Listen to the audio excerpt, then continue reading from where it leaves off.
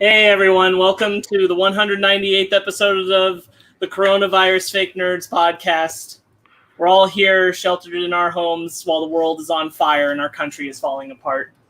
But we're going to talk about some nerd stuff and not think about that today. I'm Sparks Whitty and I'm joined with Ryan Eliopoulos. It's me. I'm definitely not thinking about that all the time. And Brandon McClure. I 100% don't have crippling anxiety that causes me to do nothing on end because of this. And Ben Magnet. It hurts when I laugh and I'm scared. There we go. Nice positive start to this podcast. There you go. Everything's super dark. It's the apocalypse war. Let's talk about some nerdy shit. That's what ties in. Apocalyptic stuff. All right. I'll allow it. All right. We see movies, y'all. That's the topic. I'll let you have that one. How's it going? How are you guys doing? It's another week. We're doing another some week. more stuff. Yeah, I'll go first because it's, again, another week of me mostly just watching YouTube videos. Everything I do with Sparks, so I'll just talk about it with him. The one thing I did do, I played a couple hours of this video game called Manhunter, which is a shark Maneater. Damn it, I do that every time. It's called Maneater, the Hall & Oates song. It's a shark RPG, and it's pretty fun. I think the presentation, everything surrounding it is much better than the actual gameplay, which is kind of unfortunate because it gets... There's stuff to it, but there's not a lot to it. So you quickly realize how repetitive it can get. The upgrades and stuff are cool. And what's up, Pinky? Pinky's out. Podcast. We're here. Wish I could have done a movie thing with you today, but we couldn't. Maneater is fun. It is a budget game. It wasn't $60, so that makes me a little easier on it. I can see where the more I play, the more fun stuff will unlock. But I will say the first couple hours are almost kind of a slog. But again, the presentation is so fun. It's like a Discovery Channel, like Swamp Bayou Men, like that kind of presentation with like these gator boys, and you're just trying to kill all these people as a shark. So you know it's fair. So like the I think you can unlock Moby Dick. The giant sperm whale. The giant sperm whale, yeah. I don't know about that one. I don't know how he'd fit in those shallow waters, but that's cool. So I'll probably play a little bit more of that, see if it grabs me a little bit more. Besides that, so when I say I don't do anything in the week, that doesn't literally mean I'm just like staring into the void. It means I'm usually watching lots of YouTube because that's my TV. Like I don't think any of us have traditional cable anymore, right? We're all streaming stuff like that. He's right. What? You can play Moby Dick. That's so what? That's weird. I guess I got to beat that game now. But yeah, I don't watch traditional cable, but I watch a lot of YouTube, and I will say, as we are. As the world's on fire and we're discussing real political topics every week, some of them aren't political. They're just, be a good person. Twitch.tv is where you stream. There's a lot of really, really great debaters and Twitch people who have been on that platform for many years. And it's their thing is just they debate assholes to tell them why they're wrong and why they need to be better people. That's a very simplified version of what these guys do, but they are there for the community and they're to teach them and to be cool people and to debate jerks who are in the community. So there's two people I wanna shout out. They're very famous in Twitch. You guys don't know them, but they have literally millions and millions of followers. So if you're interested in learning about stuff and being educated on stuff, because as a straight white male, I don't have a lot of insight into other things. That's why some things in this podcast allow us to dive into other cultures and other identities and allows me to explore more things I don't know. And these guys, their names are Destiny and Vouch. They are both also white dudes, but they have a way of countering racism and white supremacy in such a interesting way that I've watched hours of debates this week. Hours and hours of debates, and just how they really go into these debates with these people, wanting to find why they believe the things that they do, right? And they're always like, listen, I'm not here to attack you. A lot of these discussions end up being just attacking you because you end up being a racist. But I want to hear why you believe the things you do. And then they spout their bullshit. And then he's like, oh, you're just an asshole. I really tried. So Vouch and Destiny, if you guys want to watch some really great debate stuff about everything happening, they go over every type of topic. They stream for hours every single day. It's insane. Like, you think we have content. Holy shit. They're streaming 10 hours a day every single day. That's a great resource for some good liberal stuff if you want to be educated. So that's what I spend most of my week doing. And then hanging out with this dude. He'll say it. He'll say it. He'll say it. I'll say it. I didn't mean now. I just meant when he goes. No, I'll just go. We finished Harley Quinn. We sure did. Which we'd been wanting to do. So that's done. Yeah. I hope they get a season 3 announcement. Me too. They gotta. You can't just do that. But it was a great ending. It was. The thing is, it would be a satisfying ending, But give us more. Right. Yeah. Not, Right. not- Give us more of the best version of Harley Quinn, maybe. Yeah. I, with Megan, watched the first 3 episodes of the Jedi Temple Challenge. Mm-hmm. You were right. That's a solidly built, entertaining show. Yeah. Sam Witwer's the voice of the dark side, speaking to them. Oh, that makes sense. And Frank now. Oz is Yeah. the voice of reprises the voice of Yoda for it. Yeah. It's really good. You guys should take your time when you can to watch some of those episodes. That's coming out weekly. Mm-hmm. Yeah. In a similar vein, Megan and I also finished The Floor is Lava. Brandon, I saw you finish The Floor is Lava as well. I did.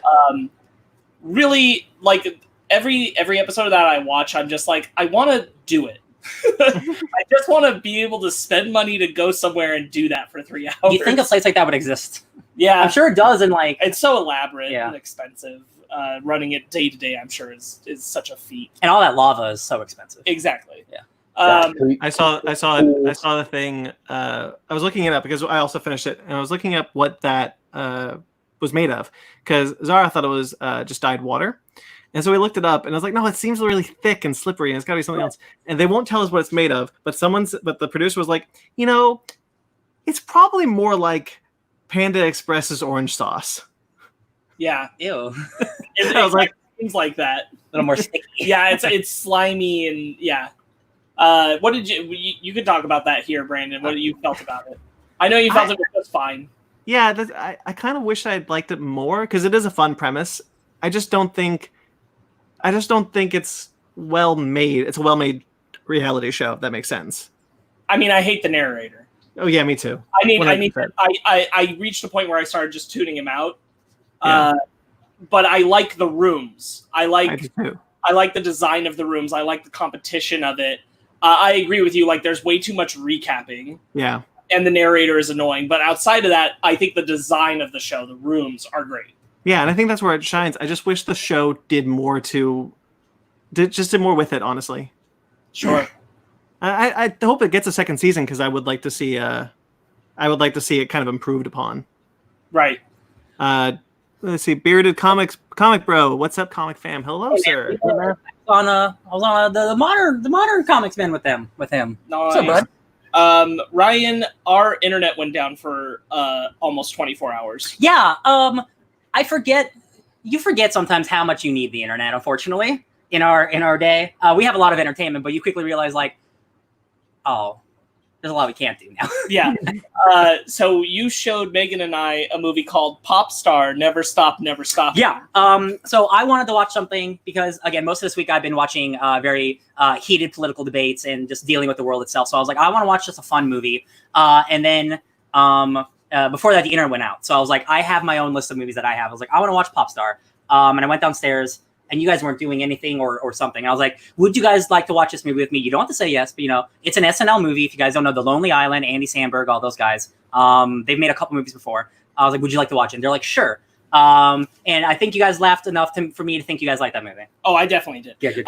My highlight will remain, I think that is the best parody TMZ? roast of TMZ I've ever seen in my life. Yeah, and that broke me. Like, it goes past parody, and so it goes. So the first gag with them is long, and it goes for a while, and it goes to the point where, like, I'm laughing really hard, and then the joke is still going, and I stopped, and then the joke is still going, and it made me laugh harder because it was still going. And it's super absurd, like what they're doing today. Yeah, and I hate TMZ, so I loved it. I remember the TMZ bits were my favorite bits. Bearded Comic Bro says Popstar is great if you guys do like.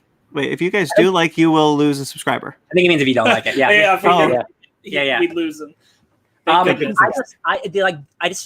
saw a movie a couple years ago. I watched it in theaters. I haven't seen it since. Yeah, I saw it in theaters, and I've seen it a couple times since. But I forget how many famous people are in that movie, and just how much, like, just a lot of, like, these SNL movies, they just get all their friends to come in for a couple minutes, and it's like Seal's there for no reason. He's like, how do you think I got these scars? Wolves, and then he gets attacked by a wolf. Just like really, really funny stuff. The bee gag when the screen just blacks out. Yeah. Oh yeah. It's just so good. Yeah, I like the movie quite a lot. Yeah, that was really enjoyable. I appreciated you sharing that. Also, during that time when we had no internet, Megan picked a Blu-ray from our big shelf back there for us to watch, and she picked Spider-Man, Sam Raimi's Spider-Man, which I had not revisited in a long time, because it's one of those where you watched it a bunch, so like it's really in your head, and you it takes a while before you go back to it. It's still good. Oh yeah, still great. Very much a product of its time, but I think such a good encapsulation of where Spider-Man was at in the comics right before that was made. That is like a pure like late 80s, 90s feeling of what Spider-Man was. Sure. And I can really crystallize how long it had been since I saw it, because I watched it and I went, oh shit, Octavia Spencer's in a small role in this. Because the last time I watched it, I didn't know who she was. So that's how long it's been. But I thoroughly enjoyed watching that again. We watched 2 more episodes of Doom Patrol, which introduced Professor Time. Yo, man, the 2 villains that we met for these 2 episodes are just, it just makes you want to go back to those Doom Patrol comics so much, because all of these are, this show is so comic accurate while also being stupid funny. Yeah. And I'm like, Professor Time is literally a disco time traveler where his head is a clock and he has a mustache built into the clock, and he disco dances, and he just like doesn't give a shit about anything. And he's just like, yeah, baby, disco. And then there's Red Jack, who is Jack the Ripper, but he's also like tons of other serial killers throughout time. But he's basically it. He's a like dimensional parasite, and who just like in the 1800s he was Jack the Ripper, and his design is no joke. One of my favorite villain designs I've ever seen in a television show. He's so Victorian and like gothic spooky, while being like half Phantom of the Opera. Like just such good stuff, man. So Doom Patrol remains fantastic. Yeah, it's good. And a highlight of everything. Let's see, what else? Megan and I have been playing through the first Last of Us. The First of Us. It's a lot of fun to go back through that story, and that she's enjoying it. That was how I spent a decent amount of time. Did she cry at the beginning? No, she didn't cry, but it did upset her. Okay. Yeah. So when I wasn't playing that, I was playing through Spider-Man's The Heist on PS4. You were right. That's very much just like and here's this other side content, and I'm like, I went from like 9% through it to 70% through it in only like 3 hours. It moves brisk if you want. I will say again, if that Miles game wasn't coming out this year, I'd be way more concerned about that DLC. But they obviously put that out so they can start working on Miles immediately. I'm like, that's fine. That's fine. Sure. Whatever. Yeah. I'm hoping that the Miles game really pops when it comes out. Yeah, for sure. It kind of feels like now that Miles was announced, it kind of feels like they were working on the 3 DLC for Spider-Man, and then they were just kind of like, what if we did a Miles thing? See, are we close to being done with that? Yeah, okay. Yeah. I got more insidious news for you. Most DLCs that are like this are being made during development, and when they realize when they have to cut development, that's when it becomes DLC. Yeah, I know. That's why I mean, I'm not saying that's what this is, but it does not feel like a lot of work went into it. I'm just being honest. Yeah. It feels very lazy. I mean, I like the narrative that's happening, but it definitely feels like it's not doing a ton of work. It feels like it could have been in the game. Yeah, exactly. Yeah. Outside of the fact that like it needed everything else to kind of calm down for the story to work, but other than that, I agree with you. Last Sunday we didn't record because I was at a wedding. So 2 of my closest friends got married. That was an awesome thing to be able to be at. Congratulations to them. Even though I had to be wearing a mask and, staying apart and all that, it was still very nice to be there. Boy, wedding photos are funny these days when they're all 6 feet apart and they're kind of stacked across the field. You saw the one where it's them in the center and it's all of us all in masks and we're all we were like a really bad album cover. I also saw your pose, Sparks. Which one? Oh, yeah, exactly. They said do something silly, and nobody was being silly enough. I read a little comic called Batman Hush, which may or may not come up later and be related to our topic. And I watched another episode of Tower of God with the anime guys. It really was just kind of a follow-up on the last trial thing that we were at, but it's got me interested enough. I definitely this is the episode where I hit the point where I'm like, okay, so the main character is useless and just an audience stand-in, but everybody else is interesting. All right, whatever. I accept it. Sometimes that's just how it goes. You're in the anime. hero. Last night, I kind of watched, because Megan was watching it, the entire season of The Babysitter's Club. That was on the TV all day long. All night. She rarely gets it into her skin that she wants to do something like that. And Yeah. I'm like, look, I do this kind of thing all the time. I'm just going to stay out of her way, let her do it. Mm-hmm. To its credit, I enjoyed what I watched of it. Which was most, honestly. I saw most of it. It's very, very progressive. It is very early. First off, kudos to the cast. They cast age appropriate, so these are middle schoolers, and they're actually played by kids who should be middle schoolers. Okay. And they're talented enough. I will say that, they're young. There's moments where it's hard for me to buy what they're trying to sell in emotions, but at the same time, there's other scenes where they're fantastic. Mm-hmm. It's a solid cast. There's clearly a lot of love put into it. There's clearly Megan is part of whatever base that is that really loves those books. Mm-hmm. And that movie. She was like, this is so nostalgic to experience this show. She's like, this is the show I always wanted it to be. And I'm like, that's awesome. I'm really glad you have that. That is nice, right? Yeah. Some of the things I know it brings up is it brings up one of the girls is nervous about her friends finding out she has type 1 diabetes and looking at her differently and treating her differently. Another part of it is discussing growing feelings and relationships. There's one relationship that's kind of brushed up. I think they want to expand on it later, but that one of the girls is queer. There's a whole thing about one of the girls learning that her grandmother was in the Japanese internment camps and dealing with that because she just never knew it and she never asked her grandmother about it. It's just a well formatted show that's really pushing a lot of things. Oh, and then that same girl, her older sister, has autism, and they're just these things are all handled very, very well. And I found myself very impressed with it. So, Brandon, I think this is the kind of thing you would watch and enjoy too. Okay. So the Babysitter's Club is on Netflix that just came out is actually pretty good. I saw all of it yesterday. I missed bringing this up last week, so I'm just going to mention it real quick. Last week, Winona Earp season 4 had a trailer. I don't need you guys to watch it because none of you are watching the show. The only thing I'll touch on is that they have made it clear now that they are releasing their season in 2 parts because the season has stalled and hasn't picked production back up for the rest of the season. Mm-hmm. So there's a part 1 of, I think, 8 episodes coming out. Then there will be a part 2 of the rest of the season. Mm-hmm. And they released a trailer. That show still looks great. That's a great comic book adaptation. So everyone should really enjoy that. Or it's a bad comic book adaptation because I've seen those comics and they don't look like that show. That's true. I mean, one for one from the comic book, no. But as a show that is very good, yes.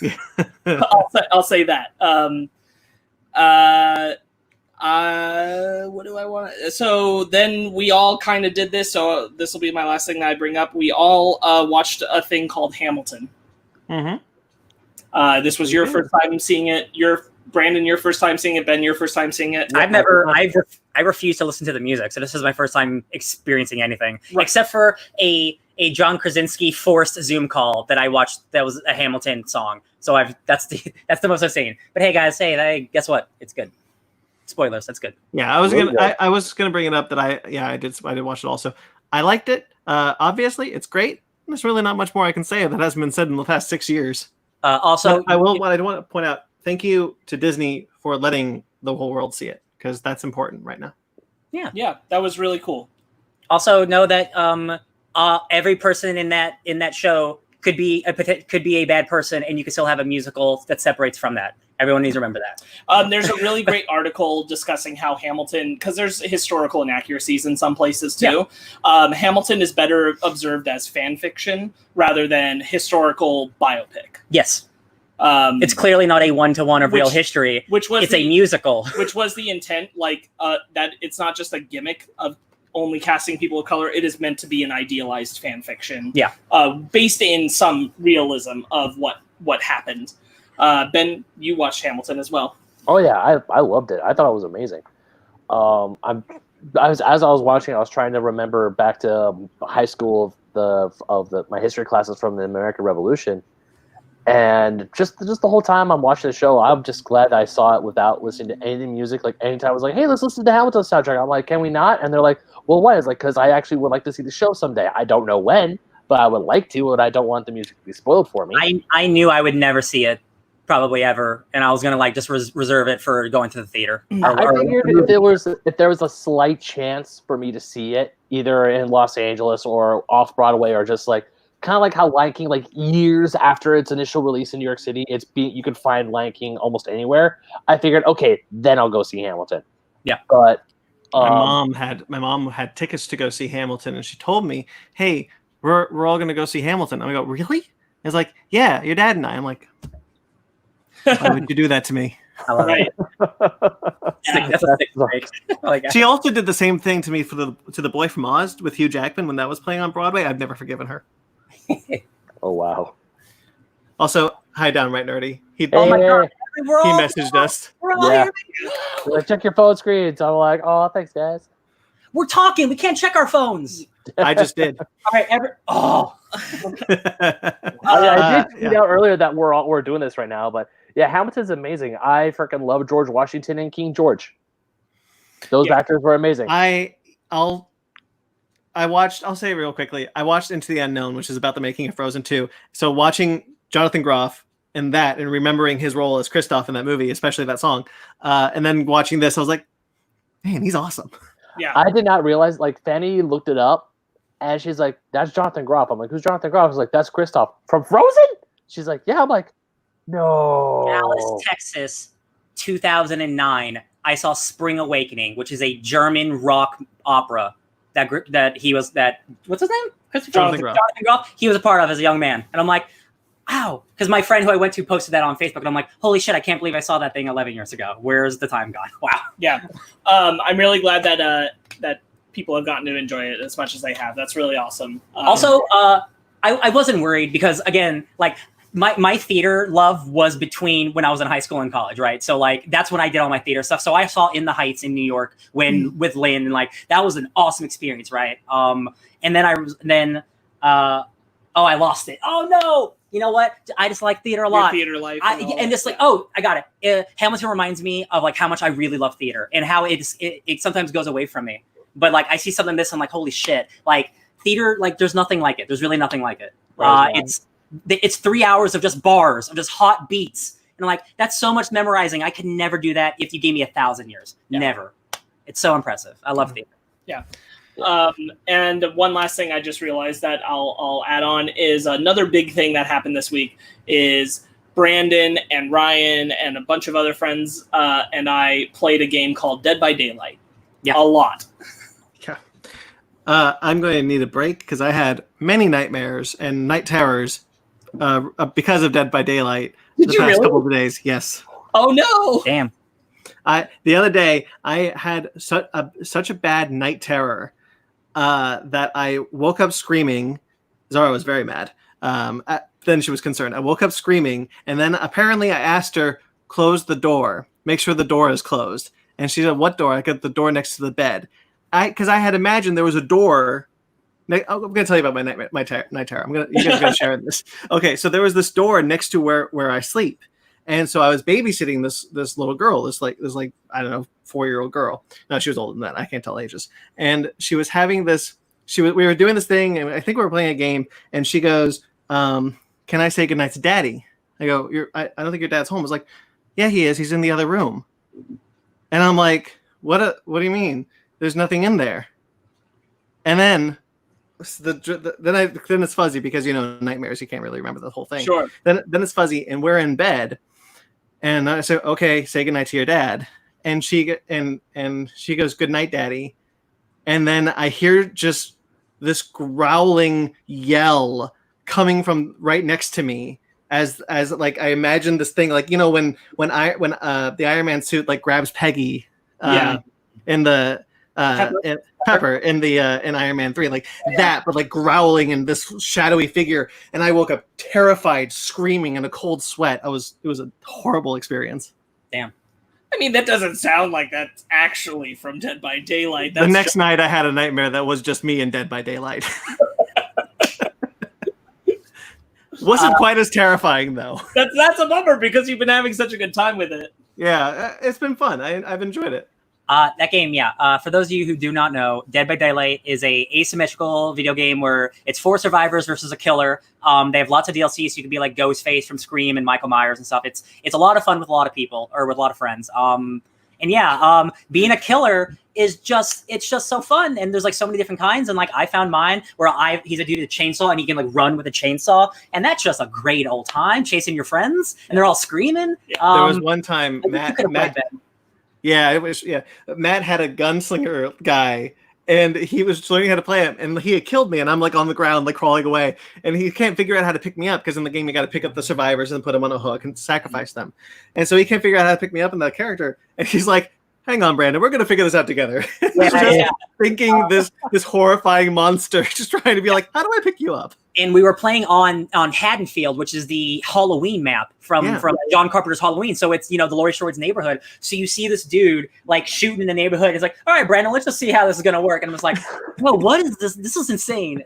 It's a lot of fun. I thoroughly enjoyed my favorite highlight, I think, is Brandon at one point very early when we started playing saying, "Oh, just take me now." No, wait, I changed my mind.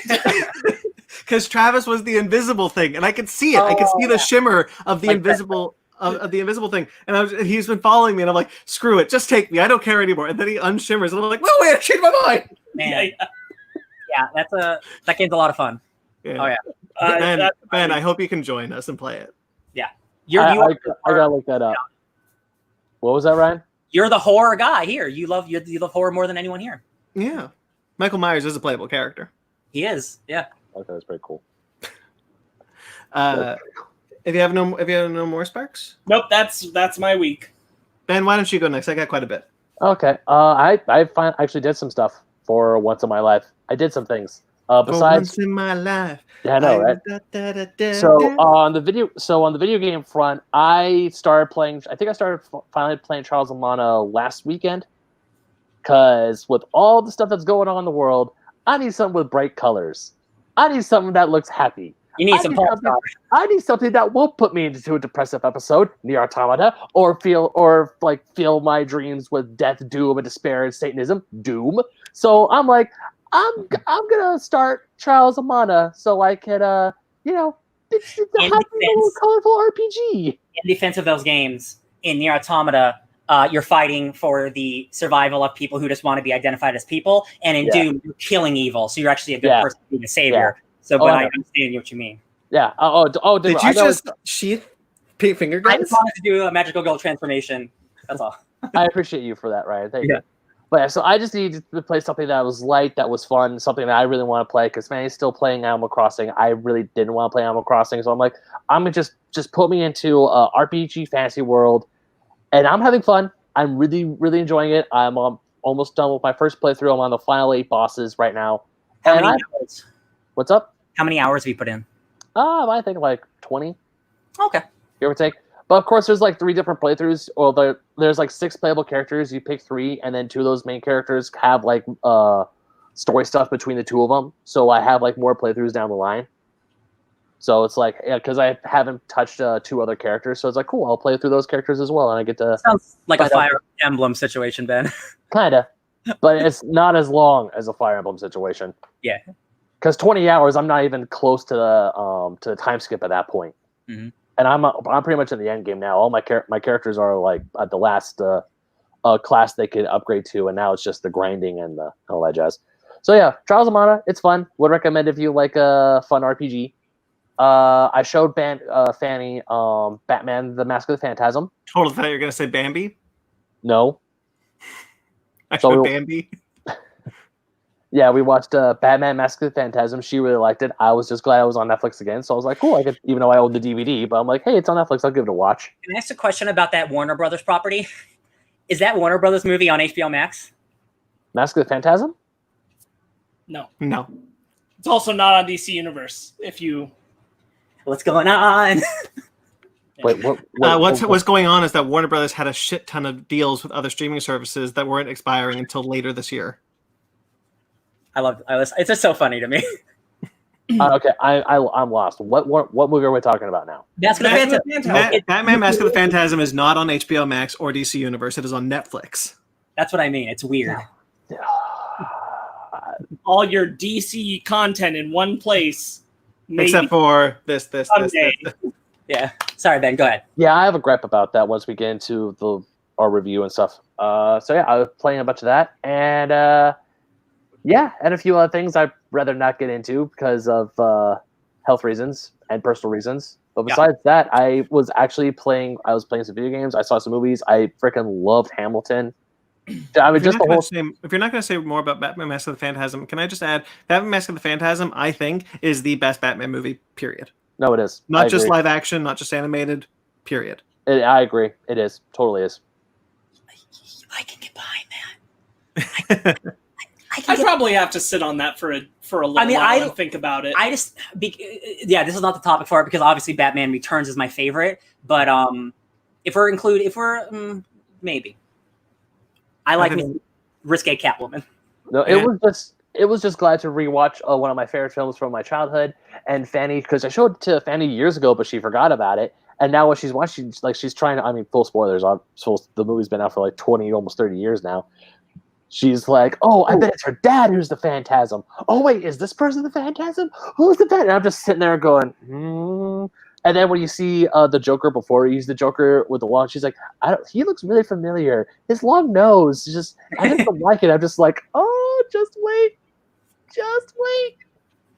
Yeah, man. That movie rules. That movie's so good. Still waiting for that Batman Catwoman comic next later this year. Yeah, got Phantasm in it. Mm-hmm. Andrea Beaumont's coming to comics finally. Coming back. Can Batman be happy? That's the real question. The answer is yes. Can Andrea Beaumont successfully make the crossover from animation to live action to comics? I hope so. Harley Quinn did it. It's a lot easier, I think, doing comics than going somewhere anywhere else.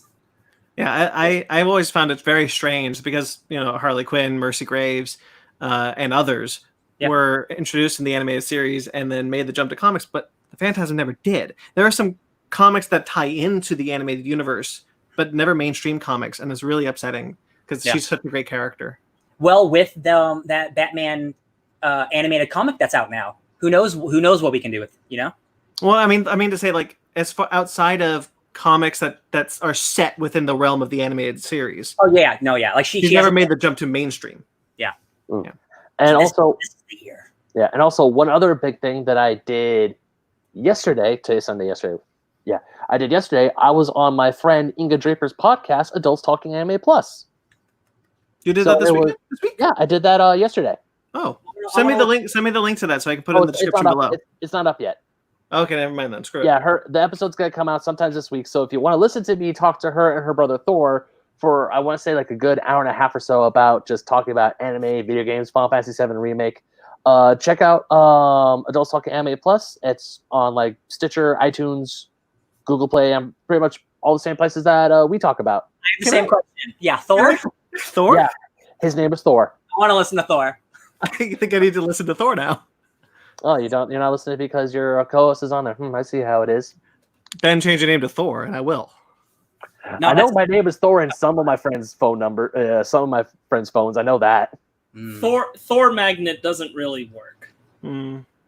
Sore Magnet. I was gonna say the same thing. Well, it hurts. That's not even a good joke, Ben. You shouldn't be bad about it, don't worry. No. And then it sparks with the Aladdin 3 King of Thieves reference.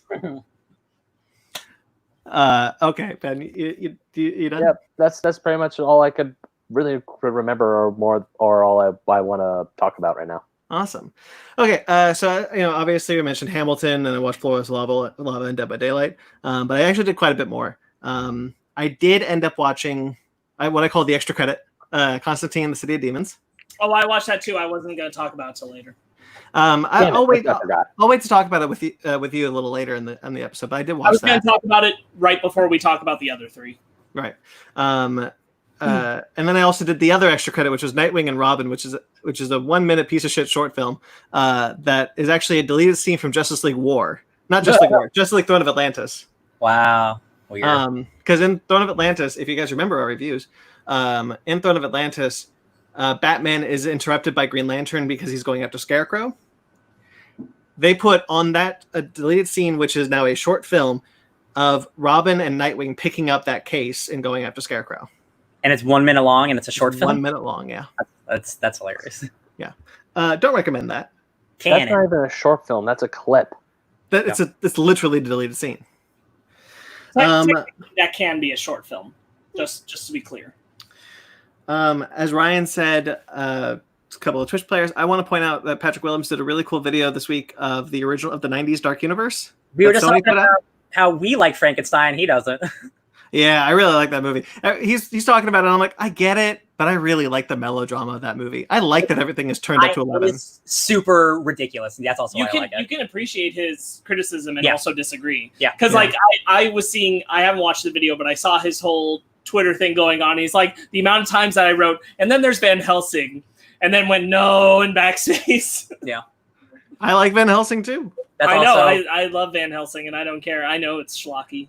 Yeah, it's stupid fun. Absolutely. Yeah. But I think that video is really cool, and it reminded me of the Jack Nicholson Wolfman movie they did, and then the Jekyll and Hyde movie with John Malkovich, which I'd never heard of. Mm-hmm. I think that's a really cool video. I think people should check it out, especially if they're interested in the failed The Mummy Dark Universe. Let's see. I watched Eurovision Song Contest. Shit. We haven't done that yet. Yeah, we got to do it this week. I think you guys are going to really like it. For me, Will Ferrell doesn't always do it for me. So I found myself far more engaged in what Rachel McAdams was doing. Also, Dan Stevens is awesome. I'm not surprised. Yeah. When is he ever on Oscar? I think the main takeaway, though, is the songs are really good. That's awesome. That's what I heard. Great. Like, I heard people saying, like, "Yo, man, I'm still bopping to that one song." Like days later, I'm like, "That's a good sign of a good music movie." There was a review by Patrick Willems, which is why I bring it up after, where he said, "I like it when they sang Ya Ya Ding Dong," and I was like, I also really liked it when they sang Ya Ya Ding Dong. I definitely, real quick, talking about like lyrics you get stuck in your head. Popstar has some really great songs that I don't think are allowed to be said on air, but they're real funny. You and I had a certain chorus stuck in our head for a couple days. Here's one I could say. It's like, Mona Lisa, you're an overrated piece of shit. And I'm like, that's a bop. Yeah, I think the Eurovision Song Contest, the main takeaway is the songs are really good, and so I really like that. Speaking of songs, I watched the new docuseries on Disney Plus, Into the Unknown, The Making of Frozen 2. Our review is up right now of Frozen 2. You can still find it on our feed, and I think, if I remember correctly, all four of us were more positive on Frozen 2 than what we were for Frozen 1. 100%. Oh, for sure. That documentary is really insightful, not just for the making of Frozen 2, but also for the making of just that style of animation, which my blind spot is this type of CG computer animation. I really don't know how it's made. I know 2D animation, I know like anime, but this type of animation is lost on me. So it was really insightful for that reason. Like, you get to really learn kind of the animation process and what goes into making an animated film. To the scale of Frozen 2, the songs are interesting. One little anecdote I will say that I found really interesting is that they were 2 months away from cutting Show Yourself. Is that the it's the final song that Elsa sings? Oh, okay. And it wasn't working. The song just wasn't working in the movie. The animator kept animating new storyboards to it, new animations to it. Wasn't working. The songwriters kept trying to change it. The songwriter said we should cut it, and then the director was like, no, we can't cut it. And then the director was like, maybe we should cut it. But it was like the point, like they had three different ideas of what the voice was, the singing, the voice, They couldn't figure out what that was. The directors were like, it's got to be Elsa when she's older. The other director was like, no, it's got to be the spirits. And nobody figured it. Nobody could quite figure out what it's going to be or agree on what the voice was going to be until the songwriters came up with the idea, what if it's the mother? Yeah, right. Which works great. Yeah, and then the song clicked, and you kind of get this like relief of like, this is 5 episodes they're trying to figure out how to make the song work. Yeah, and it was really fun. Rachel Wood, Westworld, mama, I love her. Yeah. I thought that little docuseries, it's only 6 episodes, was really insightful and a lot of fun, and made me really want to go back and watch Frozen 2 because those songs are awesome. Mm-hmm. I agree. Jonathan Groff, by the way, did all of the reindeer in his song. He also sang all the reindeer. Yeah, that makes sense. That's incredible. That's really good. He's fully capable of doing it, so that's logical. then I finished. But before I say that, I framed my Pacific Rim poster. It's on my Instagram right now. I've had this Pacific Rim poster for 7 years. I won it in a contest, and it's 28 1/8 by 65 35ths, which is not a standard poster size in America. That's not real. That's not a real thing.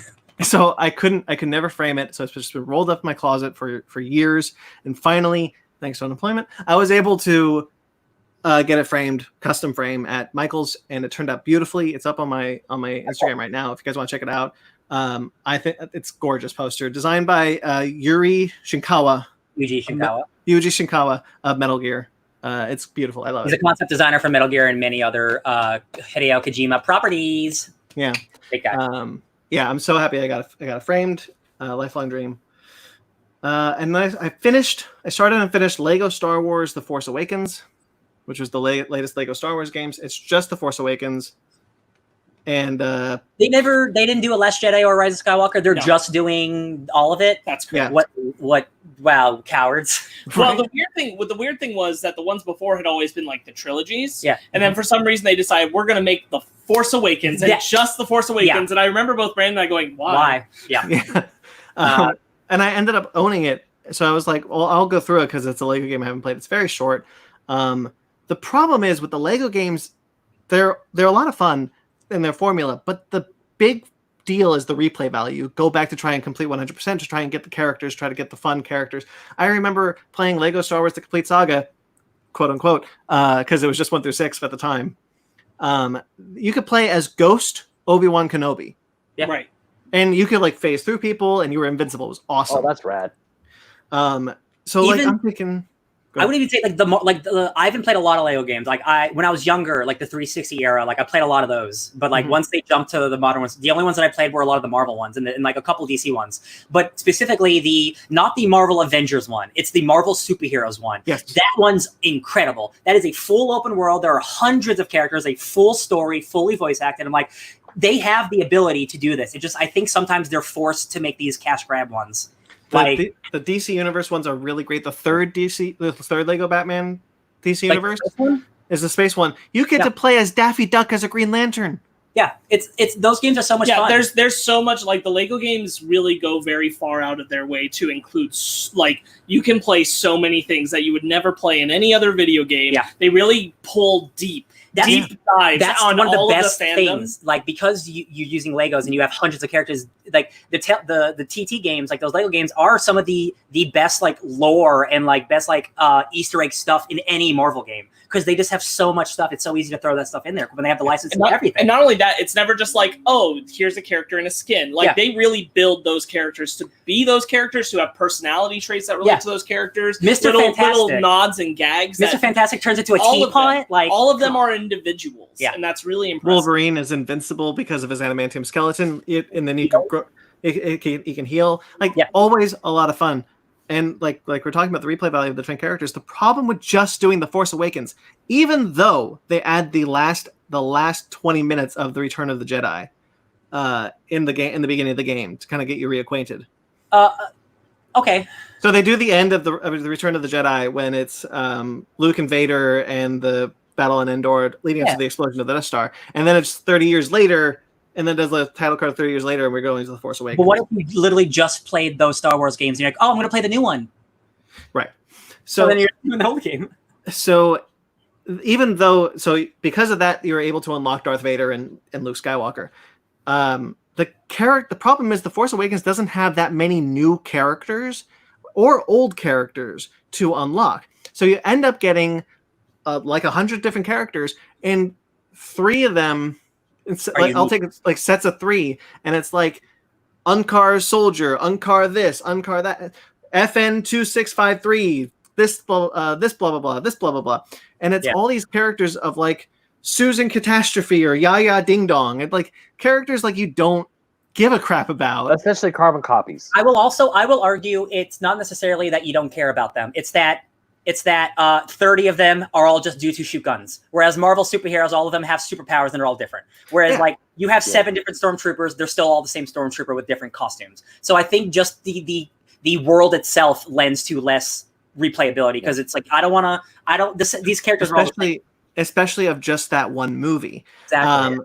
You can't unlock old Luke Skywalker because that wasn't He's a not even playable. He's not really in the movie. You have the different Han Solos, the different Leias. Sure, Finn. One of those Finn characters has the lightsaber. Rey doesn't get the lightsaber until the very end of the game. So it's just none of them can use the Force. It's like it takes away the replayability if they're just like, I can unlock 60 characters and 5 of them are useful. Yeah, it kind of takes. It sounds like it takes away the fun aspect. Because I remember, Brandon, when you loaned me Lego Batman 3 and said, "Hey, just play a Superman, you're gonna love it."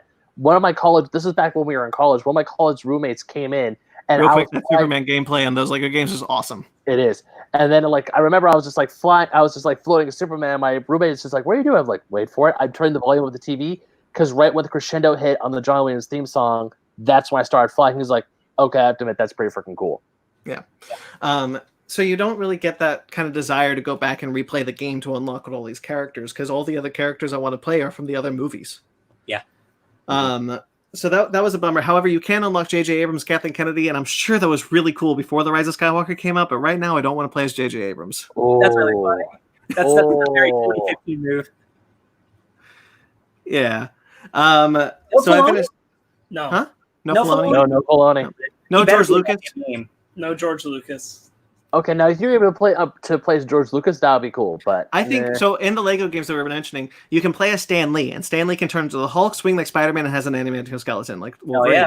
Oh, yeah. And he's an awesome, unlockable, playable character. If they wanted to like really try and get George Lucas to be a playable character in a Star Wars game, hell yeah! Could you also unlock Conan O'Brien in the DC ones? Yes. Probably. Yeah. Yes. Yeah, I was about to say you both him and Andy, right? Both of them, or just Conan? I wouldn't be surprised if both. I think just Conan, but I don't remember specifically. And then I started playing Shadows of Mordor, which is the Middle Earth game. Yeah, the Middle Earth game came out 6 years ago. Yeah. Okay. I just want to make sure. Okay. Yeah. So this is the first one. The second one is Shadows of War. Yeah. These are the Middle Earth games based on the books and the movies of Lord of the Rings.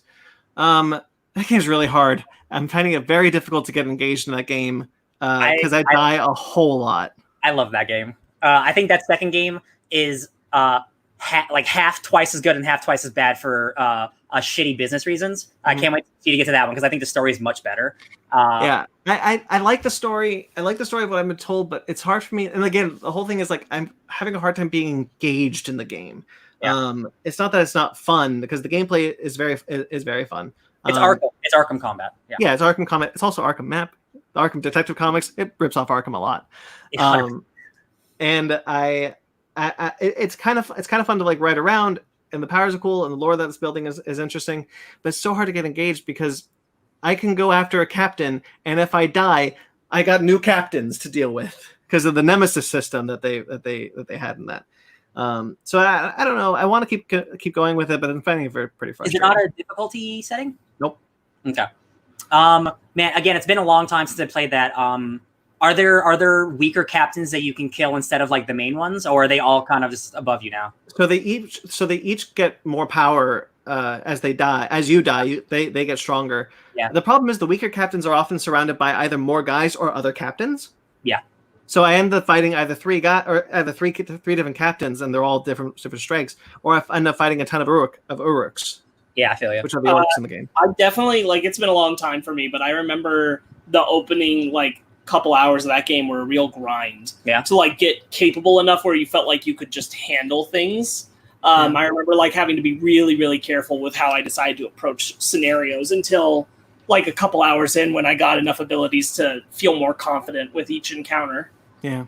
And so that's kind of why I want to try and keep going with it, but it's tough. I might switch to my Xbox One and play the Tomb Raider or something. I will say, I don't know if there's a difficulty thing for the second one, but I do think the second one is worth playing because it basically turns into fan fiction where you rise up against Sauron and you try to become the leader and shit.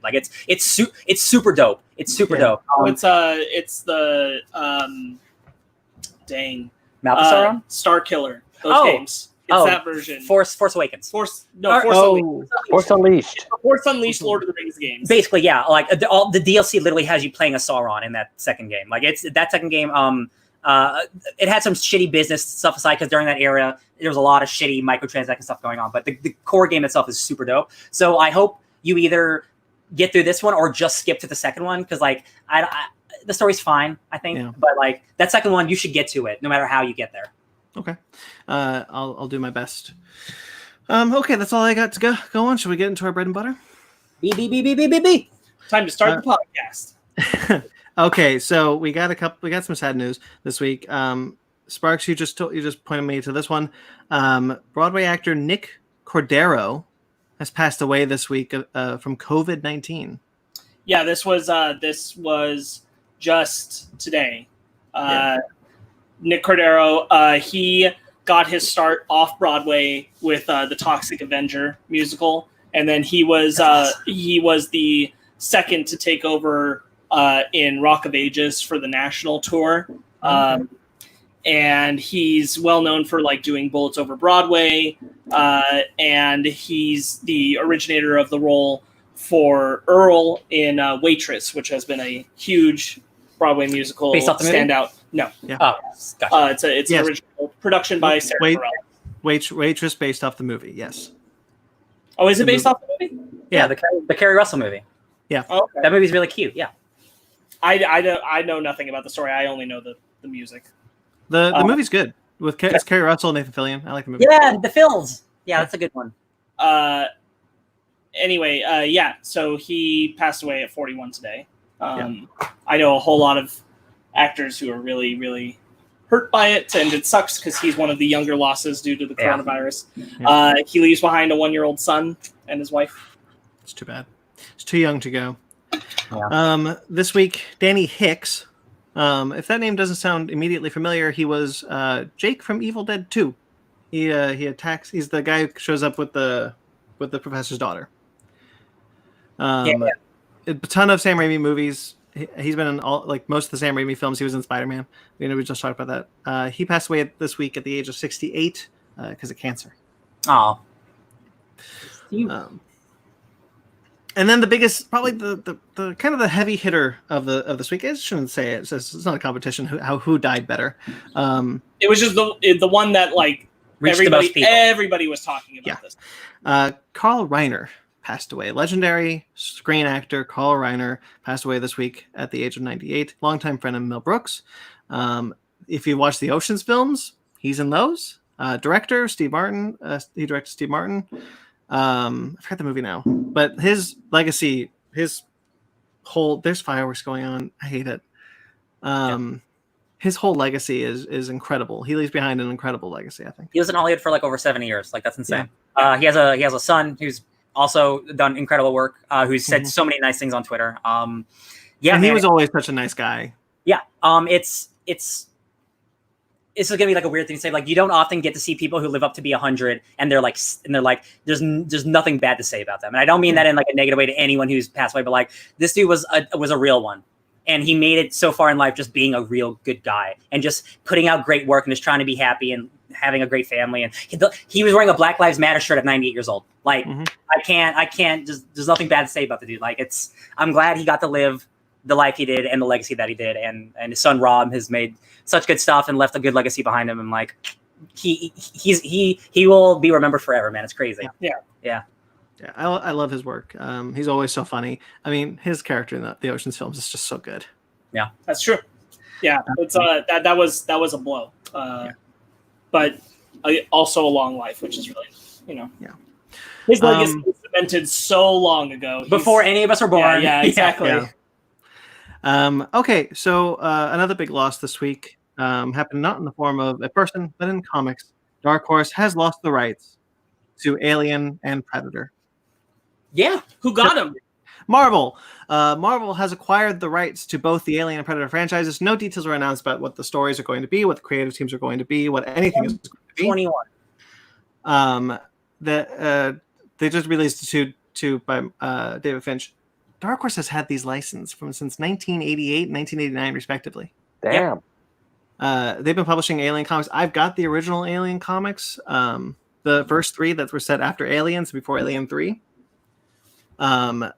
Those are incredible. They put out so many great comics with the Aliens Predators film franchises. I probably think this might be not a terrible idea because they're kind of floundering for a while. I will also say a lot of those books are not all of them have been good because there are some of those Prometheus books that I read that were okay. Sure. And don't talk about Prometheus here, Ryan. There's a couple alien books that I read that were okay. There's obviously some really good ones. I'm always a fan, whether it's Disney or not Disney. You know how I feel. I'm always a fan of properties going to other people to get fresh perspectives and eyes. And the first thing that it's not what I want to see, but it's cool to see like someone like Donny Cates saying like, "Oh, people want to see Venom versus Predator versus Alien? Oh, that could possibly happen." I'm like, "Of course, that sounds dope. That sounds Batman and Predator fought. Why can't and Superman? Yeah, fought both of them. DC has been doing that shit forever. Marvel can Green do it. Lantern fought the alien. Yeah, I see people shitting on this simply because it's Marvel, and I get it. I get it's Disney, but hey, just literally look at any Predator book or Alien book the last 30 years. Superman's been a part of it. Like, just look at it. What's so interesting about this deal for me? First off, speaking of the Superman versus Alien, go out and buy those books because soon they will be out of print forever. And worth money. Yep.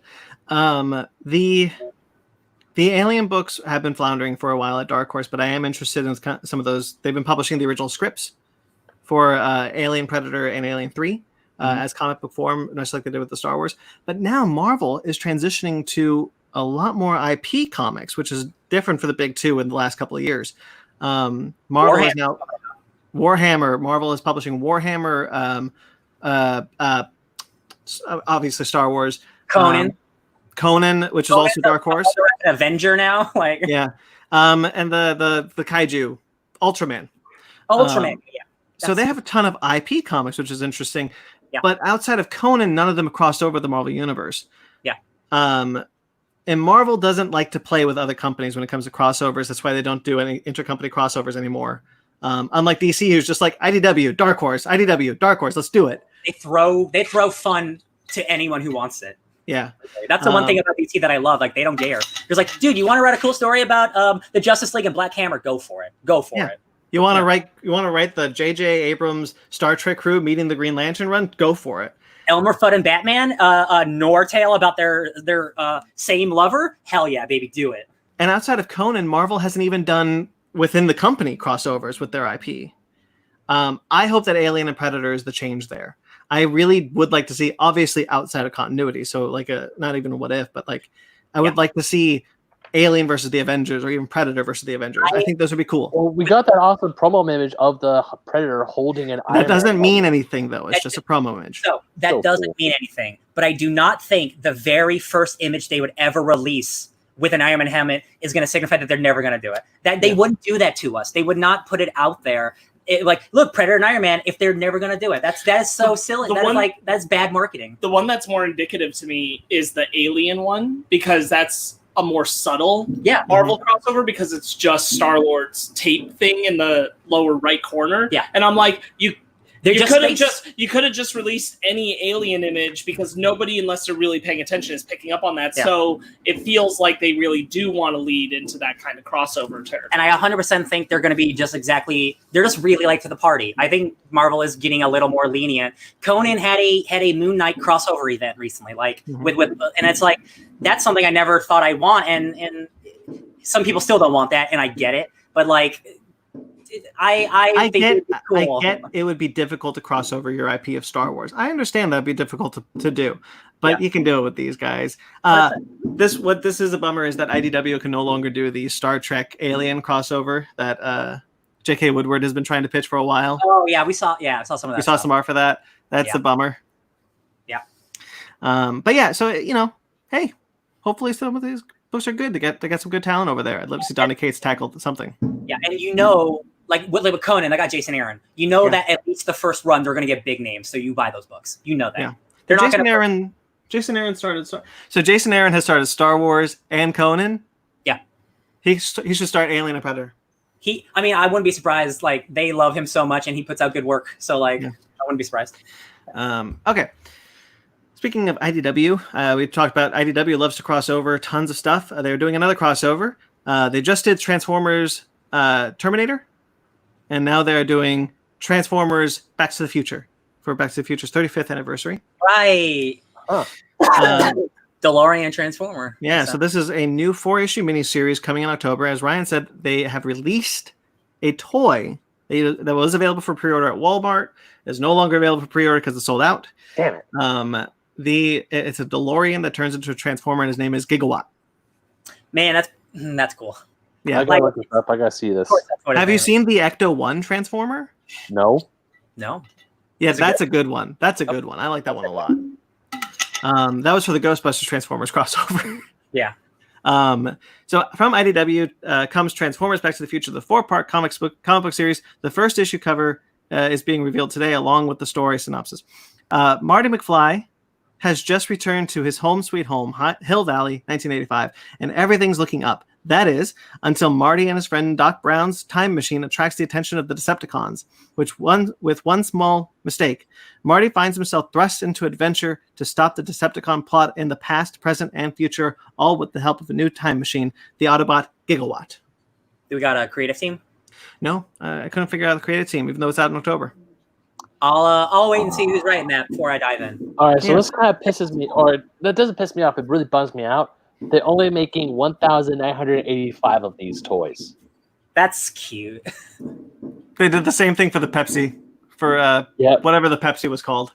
Yeah. There's only one because I'm looking at it on. They have the article up on Nerdist, and it actually looks pretty cool for a Transformer toy. It looks pretty dope. I would really dig it. Comes with a hook and like a blaster, but even the robot form looks kind of cool. It has like the flux capacitor where the Autobot symbol would be. And it's also got goggles, like Doc Brown's goggles. Yeah, and the doors move. The butterfly doors open up too. Yeah, it's a good figure. I prefer the Ecto-1 though. I think the Ecto-1 Transformer looked awesome. Oh, I just saw the cover for IDW. Yeah, that kind of looks. That's pretty cool. I like that. You guys read those Back to the Future comics? They're pretty good. I have not. Maybe future book club series. Commander in Crisis is another book coming from Image. This is a new book from Steve Orlando and David Tinto. The synopsis reads, the last survivors of the multiverse live among us under new superheroic identities. 5 survivors of doomed worlds, taking a second chance to ensure our world lives on. A new twist on strange superhero comics with a bleeding edge eye on the modern moment. Commanders in Crisis follows in the footsteps of Doom Patrol and Thunderbolts as 5 unexpected heroes come together to solve a murder unlike any other. The victim, compassion itself. This is Idea Side. This sounds rad. Yeah, it's Steve Orlando. Now that he's free from DC, he's starting to put out his own material and stuff. And I'm like, this is his first book. And I'm like, oh, this sounds cool. It reminds me of Squadron Supreme. It's like a remnants of different multiverses. They all come together and form a team. This sounds cool. I'm very I like the idea of this a lot just on hearing it. Yeah. This is out October 14th. Whoop whoop. Another great loss happened this week in comics. Red Hood and the Outlaws needs a new writer. Oh no! I'm gonna go to the restroom. Scott Lobdell has finally stepped down from his role as the only writer. Sorry, Justin Jordan did 6 issues. Yeah, 8 years ago. Leaving Red Hood and the Outlaws after almost 10 years of doing this book. Do you have his shitty quote by hand? I forgot to write it down. I realized that when we started recording. Oh, it's okay. I'm going to try to paraphrase it. He's basically like, it's been so good writing the Red Hood and the Outlaws for 10 years. A story about a tragic hero trying to redeem his past and whatever. And if you guys don't know, Scott Lobdell is a alleged abuser, sexual offender for over a decade at DC. He's a bad man. No one likes him. Under Eddie Garbarzio, whatever that dude's name was, he was safe. And now Didia's gone, and we're trying to get him out. Scott Lobdell, he left on his own terms because he got to finish his 10-year arc. That's not what should have happened. He should have been out that door years ago. It sucks that it's happening now. There in the beginning, I kind of liked that book, but after a while, stop. Oh, bro, it's happening everywhere. It's America. Screw America. I'm sorry. So quickly, he did leave the book temporarily for the DC Year relaunch, where Justin Jordan stepped in and did a couple issues, and then all of a sudden Scott Lobdell was back on, and I thought, what the hell? When the book was renamed to Red Hood and Arsenal, he did that. Yep. And now the new Red Hood and the Outlaws Rebirth. I just can't believe it. Sexual harassment claims came up because of this. Tess Fowler and Alex DeCampi both came out saying that he had been abusing them. Both great creators, so that sucks. Yeah. It's it's not just unfortunate that he had a position for 10 years. He's been the only guy shaping this one character for 10 years. Yeah. Like and he's had his own little universe because he did the Doomed event, which he's done so much stuff, and it's like, I don't know why you guys keep throwing so much shit at him. Nobody likes him. His work, like, I haven't read it in a while, but I know it doesn't review that well. I know everyone on Twitter doesn't seem to like it. I just don't know why. He's part of the old guard, and it's just like he got to leave on his own. I liked him when the art was by Kenneth Rockefort. Yeah. I think I was reading the first few issues, I was reading the first few issues of it when it was Rebirth. 10 years ago, yes, I was also buying that book. It was, No, Rebirth. No, Rebirth. Oh, shit. I'm saying when it was Rebirth, I was reading the first few issues. Okay. When it was Bizarro and Artemis. Yes, and yes, and when it was starting, I was like, I'm all right. I'm getting it. And then it petered out. My enthusiasm for it just dropped very quickly. Yeah. Well, now hopefully we can get a new take on the Red Hood, because character's been basically missing for 10 years. What I in my desperately wish is that someone at DC would have said an apology to the people who have accused him. Yeah. That they have defended him for so long. Like he didn't deserve to get to step down of his accord. That's why everyone's so mad. Yeah. And again, his statement of like, I'm thankful that I got the right Red Hood, this guy who's a tragic man who gets to, be forgiven of his past and all this. And I'm like, oh, you're just like almost rubbing it in. You're like rubbing it. It's awful. I'm just glad it's over, finally. Me too. I forgot to mention, I watched one more movie this week, Batman Ninja. Yeah. I watched that just before we started recording, which is why I forgot. Artie's gonna be so happy. I watched Batman Ninja. That movie rules. That's what I've heard. Yeah. I was watching that movie and I like the animation. It switches animations a lot, so it's not always one consistent animation. That movie has such great pacing. Damian Wayne is completely out of character, but I'll forgive it because every single cliche of anime that you can think of is in that movie. And every single time it was popping up, I was like, do it, baby. Give it to me. It just kept being more and more ridiculous. There's a mech monkey. That's all I'll say about that. A live monkey's turned into a mech. I'm just going to throw that out there. Ninjas, mechs, I'm on board. Feudal Japan, mechs, great animation. I had a blast. I was laughing. I had a great time. I thought the movie was awesome. I forgot to mention I got a Neon Genesis Evangelion tattoo. That's what you did. Yes, you did. I forget everything I do. All right. How long have you had? I was born with it. Born with it. That's true. Now back to our regularly scheduled program. In some streaming news, DC Universe has announced that they're doing you can upgrade to HBO Max. Well, not really. You can get HBO Max if you have a yearly subscription of DC Universe for $4.99 instead of the usual $14.99. That is a deal. That is a good deal. So, because DC Universe is $8, so you add $5, so you're $2 less than you're usually paying for HBO Max, and you get both. All right, I'll allow it. Which has, however, if you cancel DC Universe while you have this deal, so prematurely through the year, you'll have to pay $14.99 for HBO Max. Here's the other thing: you can't have the year purchase like I do for DC Universe. Oh, I thought it was only for the year purchase. No, you gotta do the month to month, or you could buy a year purchase now, I guess. But you can't already be in the middle of a year one, because like for me, the year was like 60 when I bought it, right? Yeah. So I'd be saving money in a big way if I added HBO Max to it. I don't have that. I already have HBO Max, so it doesn't matter. But like, I wouldn't have that option anyway. Right. I looked into it, and I wouldn't. You have to be doing month to month, or you maybe if you get a year right now with DC Universe, then you. I think that's what it is. I think that's what it is. You'll have to buy a year of DC Universe to get this deal for $4.99. Yeah. And Peacock, the upcoming NBC Universal streaming service, has made a deal with CBS All Access, Viacom CBS. So NBC Universal and Viacom CBS have come to a deal that it will Peacock, HBO Max, Peacock, CBS All Access, what the hell? That Peacock will be able to stream some of Paramount's catalog. and a non-exclusively. So Peacock and CBS All Access and Netflix and wherever the Paramount movies are will all be able to be in one place. All those places at one time. Right. They also reached a deal for TV shows. That the TV shows that are exclusive to CBS All Access will be available exclusively on HBO Max, on Peacock. Jesus, at the same time. Right. They're sharing a few of their original series. Right. Yeah.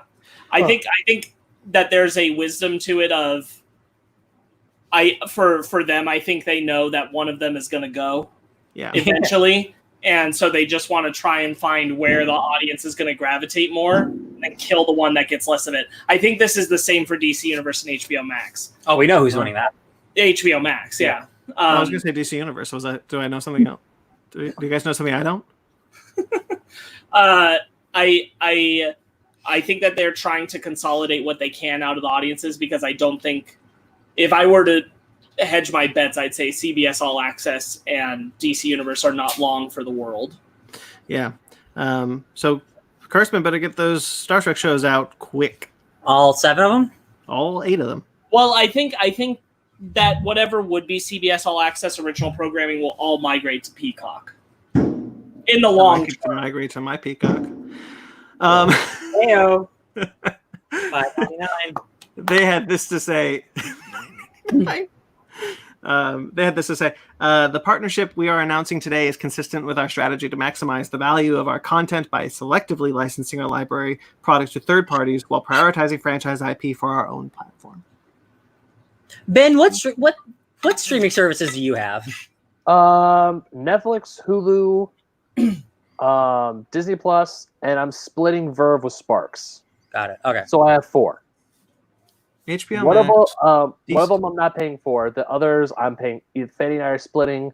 I'm paying for Hulu myself. Netflix, my dad's paying for, and I'm splitting with Sparks for Verve. Disney Plus. I'm just curious because this is like a lot now. I'm just like, there is. I had CBS All Access, but I canceled that. I think I a got 4. lot of services. Can't wait for more. I don't want Peacock. I'll get that over my dead body. What's the foundation on again? Apple? Apple. Foundation is Apple. Okay. Wait, is that the one with Alden Ehrenreich? No, that's Brave New World. That's Okay, one on Peacock. That's Peacock. She's on Peacock. Yes. Oh no! Hey, remember when we were young and we had to figure out what show was on what network back in the day? And I always knew. was on. TV Guide. Oh yeah, remember TV Guide? Remember that beautiful thing you would see at the supermarket when you're checking out at Walmart? 2001. It's kind of ugly, Ben. I don't miss the old way of television. Yeah, I like No. to get whenever I have to admit, I really like digging to watch a TV show whenever the hell I want, instead of constantly waiting until Friday night at 6 p.m. Be there, be square. Like what we're talking about right now with the DC Universe and the HBO Max is exactly the problem that I have, where it's like all of that should be in one thing. It shouldn't be 2 separate things. Like I just wish that the companies that have control of things would consolidate more. That's all. Oh yeah. Oh, I mean, I'll just get into it right now. Well, since we're talking about all these streaming services, the biggest pain in my ass when we were watching the entirety of the DC animated film universe was like, this movie is on Amazon, this movie is on DC Universe, then this movie is on HBO, and I kept losing track on which was where. I cannot tell you how many times I would boot up HBO Max and be like, okay, wait, where is it? It's not here. Frack, is on Amazon. Oh, it's not on there. Sparks and I had the list. We could have given it to you. No, you guys did. I was just trying to do it off my own memory, but still, it's like, frack, it's not there. It's funny when like all the Warner Brothers movies you think would be on the Warner Brothers service, but because they're so late to the party, they have deals with so many other companies, like Brandon said earlier. Like, hey, the stuff you want will eventually be on the service it's supposed to be on, but we goofed early, so you just gotta wait. Yeah. So like, no, I don't think anybody can ever win because the damage is done from years ago. Look, there's tons of other sides of what I'm about to say. I am focusing on just one. I am slightly grateful for the 21st Century Fox buyout from Disney for the fact that there is no 21st Century Fox streaming service. Thank the Lord. Although it was funny because They'd be getting in this game too. Although it was awesome because after Fanny and I were done watching Hamilton, the pop-up came and was like, "Why don't you watch The Sound of Music now?" I'm like, "No." Yeah. I mean, they also Disney Plus is going to get the X-Men movie soon. That's true. Hell yeah. At least with Disney Plus, like when Disney Plus first launched, and there's that ad for Last Jedi, they will tell you it's like, Last Jedi will be here. It's just not here yet. Infinity War just got added. Yeah. And more to that, when Disney Plus launched, it had The Mandalorian. Yeah. When HBO Max launched, it had Love Life, Looney Tunes, and Elmo. I mean, like, HBO Max benefits from having a audience base that was already reasonably strong that automatically moved into it, because whoever had HBO Now already automatically became HBO Max. Right. They benefited from that, and they didn't need to do a lot of work there, but now they need to do a lot of work if they want to get more people. Mm-hmm. Yeah.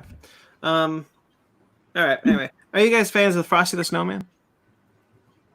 I guess. Insofar as the song is fine, and I like those old, like the Rudolph and the little figure animations. Yes. Yeah. Now think I'm indifferent. I don't care. Now think about that animation and put Jason Momoa's voice over it, because Jason Momoa has been cast as Frosty the Snowman in the CGI live-action hybrid of the same name. Do you guys remember Jack Frost? Yeah, Yeah, Michael Keaton, where he sings Frosty the Snowman with a harmonica and a blues band behind him. Yeah, I remember that. That will not leave my brain. Yeah. Anything can be good. I will always remember the scene where him and his son are snowboarding and he gets hit with 2 snowballs to make it look like he has boobs. Guys, I don't think that movie's good anymore. I'm just gonna tell you. Was it ever? Oh, I thought you were saying it. Oh, I'm sorry. No. My point was you said anything could be good. No. I'm movie's sorry. Good. I meant like this Jason Momoa thing. Anything can be good. Okay. I was saying that was bad, but anything can be good. You can try again. Yeah, because it's I doubt it's it's animated, right? Not live action. He is an animated character in a live action film. I don't care anymore. Well, I gotta tell. Hey, honey, guess what? Jason Momoa is gonna be Frosty the Snowman. Yeah. Right? You guys heard that, right? Yeah. So this is written by honey. Yes. This is written by David Birnbaum, who is the co-writer of Elf with Jon Favreau. Co-writer of Elf. That's a good one. He's just relaying it to Fanny. Oh yeah, because she loves Jason Momoa. Tell her to Google it. We're doing a show. Babe, Google it. This is going to be produced by John Berg, Greg Silverman, and Jeff Johns. Huh? Great. What? Yeah. If I may use my one nani for this, nani? I thought Jeff Johns wasn't being a producer anymore. Anything can be good. Yeah. But it probably won't be, but anything can be. What random ass comic book are they digging out of the DC archives to adapt this? That requires can I tell you what I want it to be so bad? I want it to be that Jason Momoa is playing Frosty the Snowman because the plot is that Frosty the Snowman wants to save the climate. You know what? They're probably gonna do that. I really want make that. it a Lorax. If that's the movie.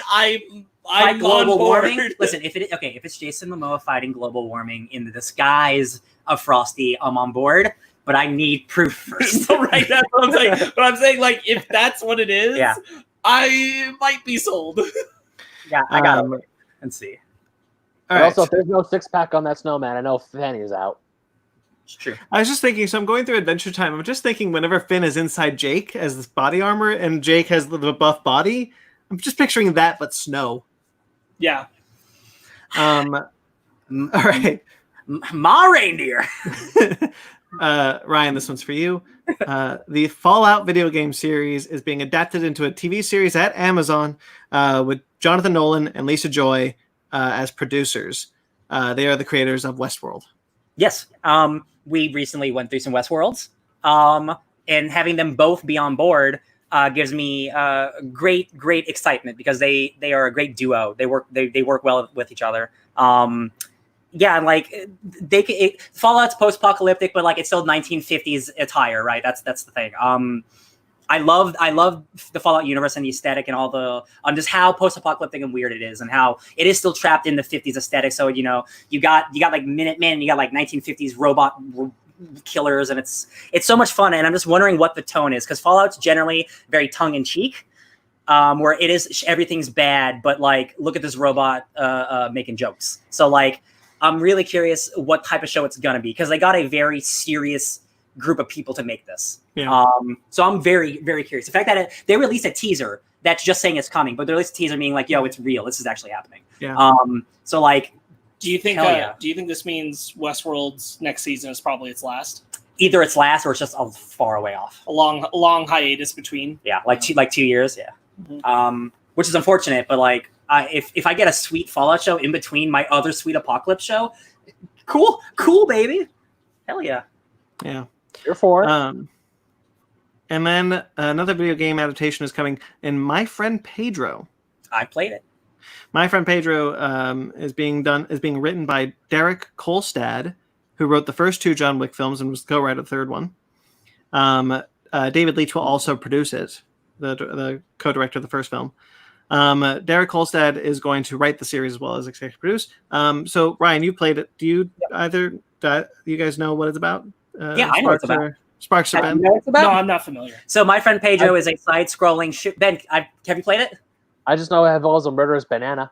Yes. So it's a side-scrolling twin-stick shooter where you're a dude who, like, you know when you use the twin sticks in your gun, your arms move like this. It's a side-scroller like that, but also you have a talking banana because you're a homicidal maniac. So it's think of like Happy, like the comic or TV show Happy, where you have like a talking imaginary friend, but it's a banana. Yeah, this totally makes sense. Like it has John Wick style action. You're going in slow-mo and like doing gun shit. So like Derek Kolstad, this is a dream come true because he based My Friend Pedro off of the action of the John Wick films. 100% makes sense. That game's super fun and like really cool. Like it's a type of thing where like you'll throw a pan, like a cooking pan across the room, shoot it, and it'll ricochet and kill a guy across the side of the room. Like it's that kind of like puzzle shooter. Ben, you would actually really like it. I think it's your exact type of game. Alright then. Yeah, it's tough. It's tough too. Yeah, this is a really small indie game. So like the fact that it's getting this big upgrade, it's like, wow, like it's cool that it's getting attention because it's one of those games that deserves it. That's good. Were either of us, I've never seen it, but have you guys seen Clone High, the Lord Miller TV series? I never watched it, but I know what it is. Yeah. I've never watched it. So Clone High is I guess one of their very first things. It was a 13-episode animated series, but MTV Studios is reviving the series from Phil Lord and Chris Miller. But they're calling it like a reimagining, so it might not be a sequel, might not be like a second season, might be just a completely new concept. Yeah. Lord Miller is going to write the series with the showrunner Erica Rivonia. They're going to write the first episode with her. Erica was a staff writer on the first iteration of Clone High. Oh, cool! And then she's getting to take over for the new one. That's dope. Yeah, and Phil Lord and Chris Miller will obviously be producers. Yeah. Clone High, guys. Just type in Clone High and look up a screenshot. It's a bunch of famous people who are all clones. Like Abraham Lincoln's a teenager there, like Einstein. Like it's a bunch of famous people and like historical people as teenagers living together in a high school that's for clones. I haven't watched it, but if you guys know, it's Always Sunny. Cloudy with a Chance of Meatballs. It's that type of comedy. I know enough about it to know like these guys are coming back, and if you follow them on Twitter, they're very excited because this was their one thing that got them into Hollywood. You know, their first big break. Right. So it's cool. It's weird that it's MTV, but they seem to have faith in it. So I'll have faith in it. MTV randomly like hits a show out of the park every once in a while and does things like that. They did Scream and Teen Wolf, right? Yes. That's so it's so weird. Yeah. Didn't MTV also have a Spider-Man show at one point in time? Yeah, in the early 2000s. Yeah, Neil Patrick Harris was them, right? Starring Neil Patrick Harris, yeah. Yeah, I remember that. Unlimited, I think. No. Just Spider-Man. Yeah, the Unlimited series was when he was in the Batman Beyond series when it was on Counter Earth. Yeah. He had like that weird spider cape. I remember that. Yeah. Yeah. What'd you say, Sparks? I said it was banking off of the movie stuff hard. Yeah. Wasn't that Spectacular Spider-Man also? What? The banking off the movie stuff? No. Spectacular Spider-Man's very much steeped in Ultimate Spider-Man inspirations. Oh, that's the best Spider-Man show. Hands down. Yeah, I really like that show. Okay, so trailers. Next week we're going to be talking about it, but The Old Guard had another trailer a week before release on Netflix. I thought this trailer looked awesome. Yeah, I almost didn't want to watch it because it's coming out next week, but it's cements to like, this looks like a good one. I hope this is good.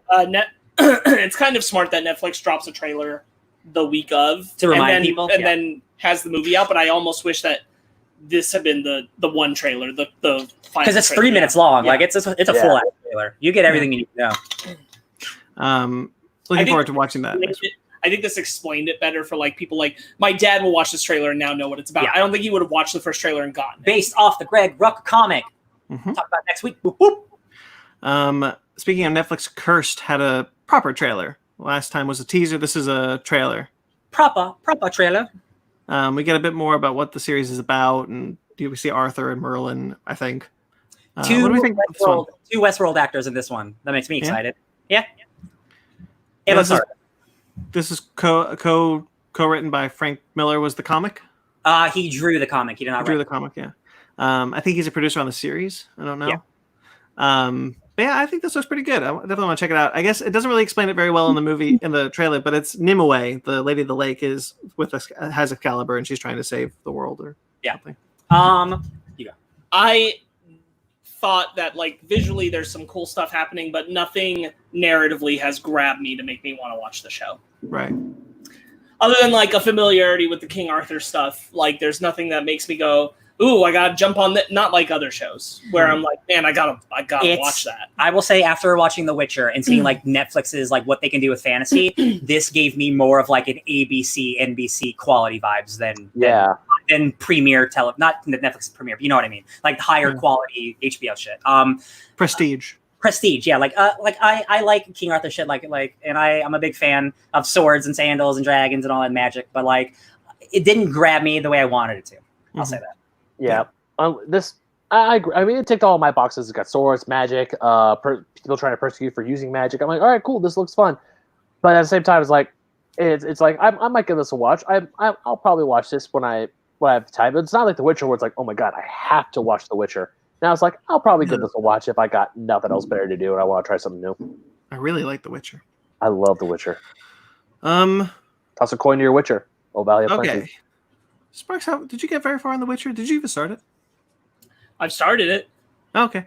Did you get to toss a coin to your Witcher? Nope. Okay.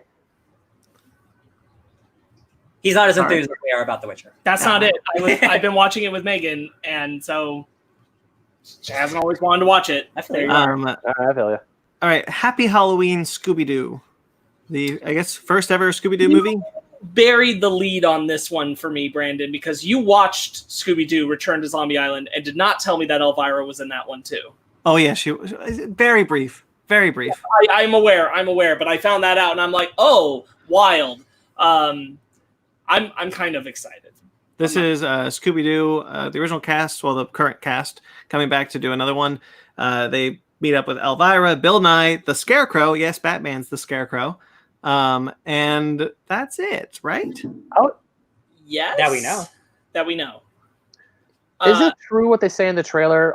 Sparks, is it true what they say in the trailer? This is the first Scooby-Doo movie that actually takes place during Halloween? No, it's the first Halloween movie, Scooby-Doo movie. It's the first one that's about Halloween. I had the same thought, Ben, because I was like, this show's been on forever, and all they do is do spooky stuff. If I recall correctly, Scooby-Doo and the Witch's Ghost takes place around All Hallows Eve. Yes, it does. But it's not a Halloween movie. They're dressing up and doing them doing all the Halloween kind of shit. Yes, this is the first Scooby-Doo movie to do that. Because I feel like that should have been done ages ago. Yeah. The Goblin King. Mag says, and the Goblin King. I really want to be clear. First movie, not show. Right. Yeah. Okay. Yeah. Show stuff. Mm-hmm. Yeah, this looks all right. Hopefully it's better than Return to Zombie Island because I was not impressed with that one. The thing is that with these, they can be hit or miss. Usually the trailers aren't very indicative of what is best in the movie. Mm-hmm. I don't think this is a very good trailer. I'll be honest. A lot of the humor for it doesn't land for me. Mm-hmm. But I felt the same way about other recent Scooby-Doo DVD releases. Where I felt that way, and then I ended up watching it, and I liked it. So yeah. Okay. Let's let's go to The Tax Collector next. This is Ryan. You brought this to our attention. This is the new Shia LaBeouf, George Lopez joint. I don't think George Lopez has second credit in that movie, but he is in the movie. Yes, he's first credited in the trailer. That's awful. That's so weird. It's just I don't ever want to be like, yo, you know the no George Lopez movie? Like that's not why I'm here for that. This is the new David Ayer joint, director of Suicide Squad and Bright. But spoiler alert, every other movie he's made besides that is fantastic. So like I'm giving him a pass because he's going back to his roots. Going back to his roots of Cats Not. There is apparently a fantastic version of Suicide Squad out there. Yeah, whatever you say, David. But like he's made a lot of really like truly excellent crime movies, and it looks like he's just going back to make one of those. And it's about the tax collector Shia LaBeouf. He's the dude who goes to all the criminal organizations that does their taxes, and that's such a dope idea. And he seems truly like in it, like truly like he's in this role, and like he actually got a chest tattoo for this role because Shia's a crazy method actor. Don't do that, Shia. To me, I was saying to Ryan, I'm like, oh, it shades the movie from Luke Cage. Luke Cage. Yeah. I actually think it looks pretty good. Yeah. Yeah. I love Shia LaBeouf. Like that dude gives 110% every role. And I think he just gets better and better as an actor. What is it? Honey Boy that we watched? Yeah. Honey Boy, like that dude is so talented. And like, I want to support him because like, I understand like everyone has their bad phases and like he went through a rough phase and now he's back trying to be a good actor. Also in a different way, and certainly not to the same degree, Hollywood messed with him too. Yes. Like it did Megan Fox that we recently talked about. Yeah. I'm glad that it's still getting roles. Like this looks good. I like it. Yeah. And then finally, An American Pickle, the new Seth Rogen joint. I really want to see this one. Actually, I thought this looked really sincere and interesting. I mean, normally when you see Seth Rogen and there's like a crazy concept of the pickle brine preserved your great-great-grandfather for 100 years. And he's playing both roles. Normally you're like, oh, wow, this is going to just sound stupid. But the fact that, like the scene where he's talking is like, oh, my family's gone. You're the only one I have left. Let's do something. Let's make a pickle company. Let's kick ass. It's like, that's actually really... No, it honestly looks like a sincere movie. Obviously, it's going to be funny. It's going to be funny to an extent. But it looks like as sincere as at least 50-50. Yeah. And he even says in the trailer, from the makers of 50-50. Yeah. 50-50 and I was like, I was surprised because I'm thinking like, okay, Pickles, Seth Rogen's playing two characters. It's comedy. It's gotta be. But no, I thought this looked really interesting. Yeah, I love one of my favorite parts is when like the grandfather is in the room. He's like, "Is this your father?" And he's like, "No, that's David Bowie." "Is this your mother?" "No, that's David Bowie." It's all David Bowie. The whole poster is David Bowie, and he doesn't know who David Bowie. He's like, "What is this person called David Bowie?" I'm very impressed with the filmmaking of it. Like, there's a lot of shots where they're side by side, and I'm like, that looks really, really good. Yeah, man. Yeah. We got technology now. We do have technology. There's one shot that really impressed me because I'm like, just the semantics of making it, where they're both like shoving a tree branch. Yeah. And you can clearly see both of them. And I'm like, that's really hard to get right. Mm-hmm. That's impressive. Mag, have a family in what movie? Tax Collector or An American Pickle? I think he's talking about American Pickle. Maybe as like a family member who's like in the movie. Interesting. You got an extra? I think that looks really good. I'm stoked for it. Yeah, Seth Rogen, like his career, like post just being the guy is super interesting because like he's so deeply invested in all of these great comic book properties that he's writing and directing and producing. But he still makes his silly comedies. He does his romantic comedies like Long Shot. He gets to make his really personal Jewish stories like An American Pickle. Like that dude's he's so fascinating to me. Tax Collector. Nice, very cool. Cool, dude. I've only grown to be a big fan of Seth Rogen. Yeah, I still think that I think he should be our next Ben Grimm. Hell yeah, dude. There wasn't a whole lot in the news about it, so I didn't put it in. But he is doing the next Teenage Mutant Ninja Turtles movie. Yeah, he and Evan Goldberg, who they're the duo who they produce everything together, an animated movie, which is a great step. That makes me super excited. Did anyone watch the last animated movie? TMNT? Yeah, in 2007. No, yeah, good. Yeah, it's good. Yeah, I did as well. That's one of the only ones that has some awesome, I really like. Awesome action in it. One of the big things I'm waiting because my copy of Console War, the novel about the war between Nintendo and Sega, is that there's a foreword by Seth Rogen and Evan Goldberg talking about their relationship between like when they were growing up as kids, and it says like, hey, they're gonna make a documentary and a movie about this. So I'm still waiting for that. I'm waiting for my console war movie. Dude, yeah, that's been in development for so long. It's probably not gonna happen, but I mean, Don't say that. It just takes time. Documentaries take a long time to make. You guys know me. That's my favorite era in all of video gaming. So to give me more stuff about that. You are nostalgia's bitch. Yes. You are nostalgia bitch. You're not wrong. You're bastards, but you're not wrong. Okay, we've made it, guys. Sorry, I'm doing the Captain Janeway hands. I've been watching a lot of Star Trek Voyager, so I've been doing Captain Janeway hands. So Michael, that was for you. We have finally made it. We have finally made it to the end of our journey, the DCAMU, the Detective Comics animated movie universe. DCAMU? The DCAMU. So before we get into the 3, Brandon and I both watched Constantine City of Demons. We did the extra credit. Yes. Go ahead. I you know what? I did it because I was interested. I knew this universe was coming to an end, so I was like, I'm gonna miss it. I want to watch more in it. I'm not quite ready for it to end, so I watched it. Matt Ryan's just great as Constantine. So good. He was so much better in it than he was in Justice League Dark because he clearly like figured out how to do the voice acting much better. Yeah. I really enjoyed it. I thought it was a really engaging, fun story. I did too. I think it does fit in this universe personally. Just you slide it before Justice League Dark. It is a story that takes place before that. It fully functions as a good Constantine story. It does feel of a tone with the rest of the films we've watched. Yeah. It just a bit darker.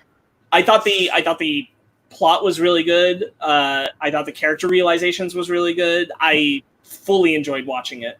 I thought the action also, some of the magic effects were really good. To be honest, there were moments where I think that had better animation than any of these movies. There's sometimes where I was like, this was cheaper than the others? Why? It felt like they were throwing more creative animation into it than any of these, to be honest. And I was surprised. The realization of a lot of the foes he comes up against is really cool. Chaz? Yes, Chaz is great. It's 100% worth the watch. I and I won't go into it too far for anyone who does want to watch it, but like the collective conscious, you know what I'm talking about. That was a really cool addition to the story as well. Yes. I thought that involvement like really threw a whole nice little loophole into it. Yeah, I agree. Okay, and the ending was super emotional. Emotional. I was very impressed. I was very surprised at how emotional the ending of that movie got. Me too. It's so pure Constantine of just that, that kind of like he can't get everything. He just can't. He can't win. 2 steps forward, 1 step back. Yeah. Yeah. All right. So, Constantine City of Demons. I agree with Sparks. It does fit in this universe. If you want to add it and make it a 16 film universe instead of 15 film universe. No. We have finally made it to the last 3 movies of the Detective Comics animated movie universe. We did it. Batman Hush, Wonder Woman Bloodlines, and Justice League Dark Apocalypse War. When was the first movie released? Like 2011? 2013? I don't remember anymore. 2012, I So think. let's say 7 to 9 years. They put out 15 movies. that's like just 2 a year. Yeah, not bad. More, 2 a year. More than that if you count the spin-off films that they would normally do, the one-offs. Okay, so we are going to start with Batman Hush, the final Batman movie in this franchise. Let's go around the horn. Ben, what did you think? I liked it. I enjoyed it. My favorite part about it was Batman Selina because it's taking a bunch of the stuff from the Tom King run, or I got Tom King vibes like with their relationship in it. Taking it from Hush, my man. Yeah, it's definitely just taking. It's it from just Hush. Tom King is taking from Hush, is what he's okay. doing. Yeah, it's just 100% Hush. Yeah, I understand what you're saying because of the Bruce and Selena thing, but that is 100% from Hush. Okay. It's been a while since I read Hush. I probably should have read it before I watched it. That's fair. Yeah, Man. I've never read it. Everything I know about Hush is from Grant Morrison's run. Oh, gotcha. We'll get into it, but all in all, I liked it. I thought it was fine. I think this is my favorite Batman one, to be honest. Would you say, Sparks? It was so good. The book. It's so good. It's on my list. It's on my list. I now don't want to say things No, spoil things. Hey, that's through osmosis of working in a comic book store. I'm sorry I know how the entire book goes. All right. This is the first appearance of Catwoman in this franchise. Yeah. Sparks, what would you think of it? Coming from the book, I found it middling.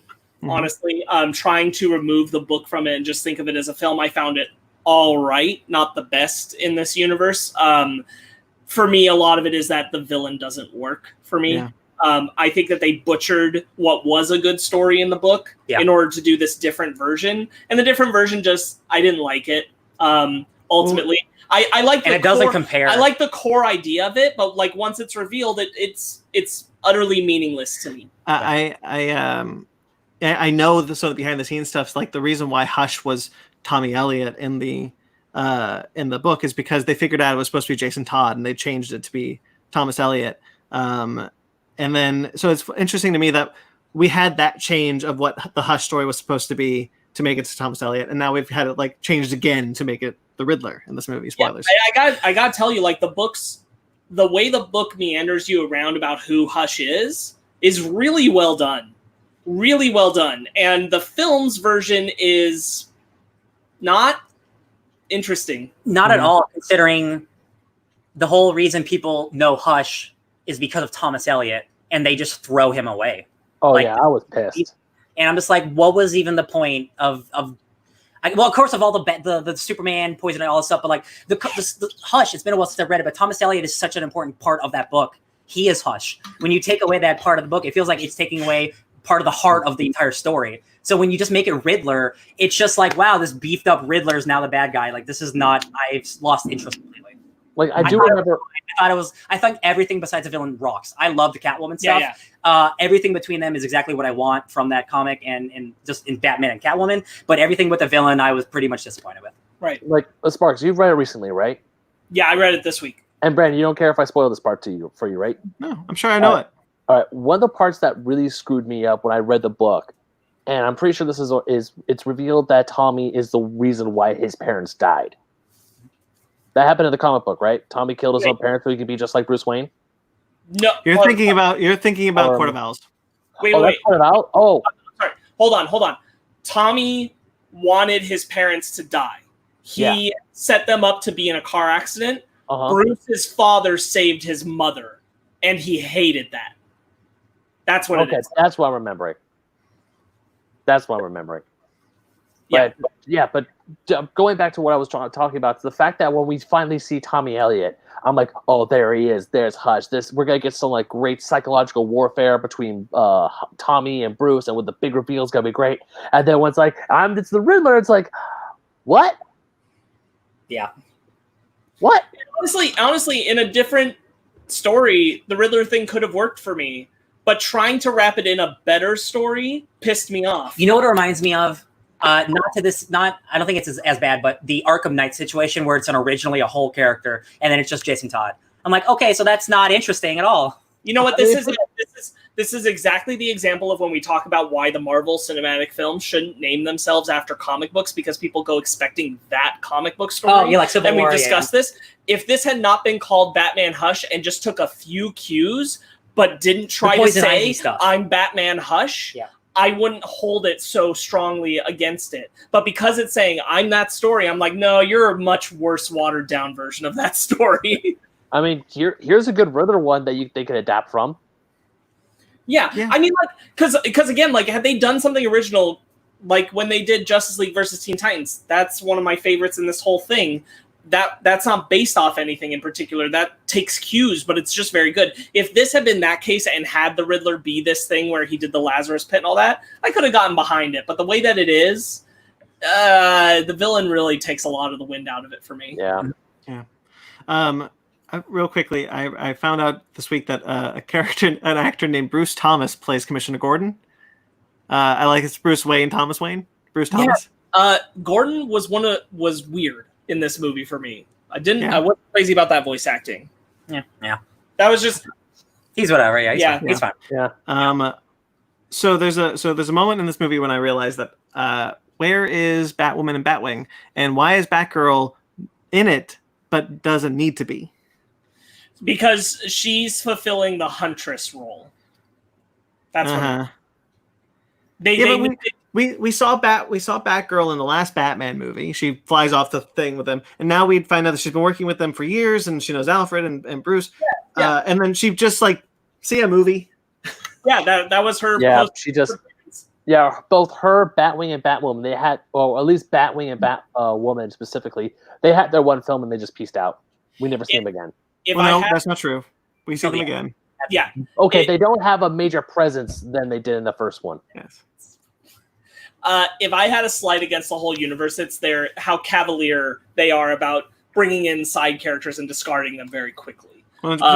It's very like, don't even have them, I guess, unless you're planning to actually tell a story with them. And I can kind of agree with the Batgirl one where, but the thing is, I bet that they just didn't know how to get around the fall without having someone come to his aid. Because in the comic, Barbara's Oracle at the time, and she sent Huntress to get Bruce. But like at the same time, I'm like, it could have just been Dick, say Damian's around, even though he's with the Titans. I don't give a shit. Yeah, use what you already have established. But they did a post-credits tease for Barbara, so I think they felt obligated to include her. Yeah. Going back to I still really like the dynamic between Catwoman and Batman. 100%. It's that like he wants to save her, but she doesn't want to be saved, but she really likes him, and she's like, "Oh, I'm just playing hard to get, but I really do like you." And like that whole thing has always been fun between them because like she's ostensibly a criminal and he is against criminals, but he is so into her. So like, what do you do? And like her trying to become a better person and it falters and her going back and like all that stuff I think works super well. I think that's I don't know if it's exactly the same in the book, but I think it translates very well to this movie.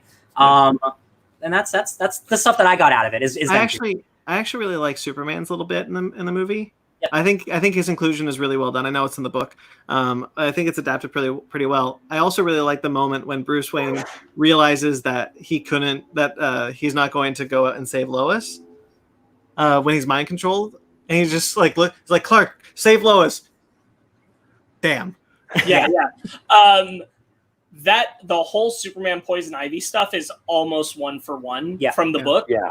And it's frankly the best part of the movie, in my opinion, outside of the Batman and Catwoman relationship. I love Poison Ivy in this. Yeah. She's good.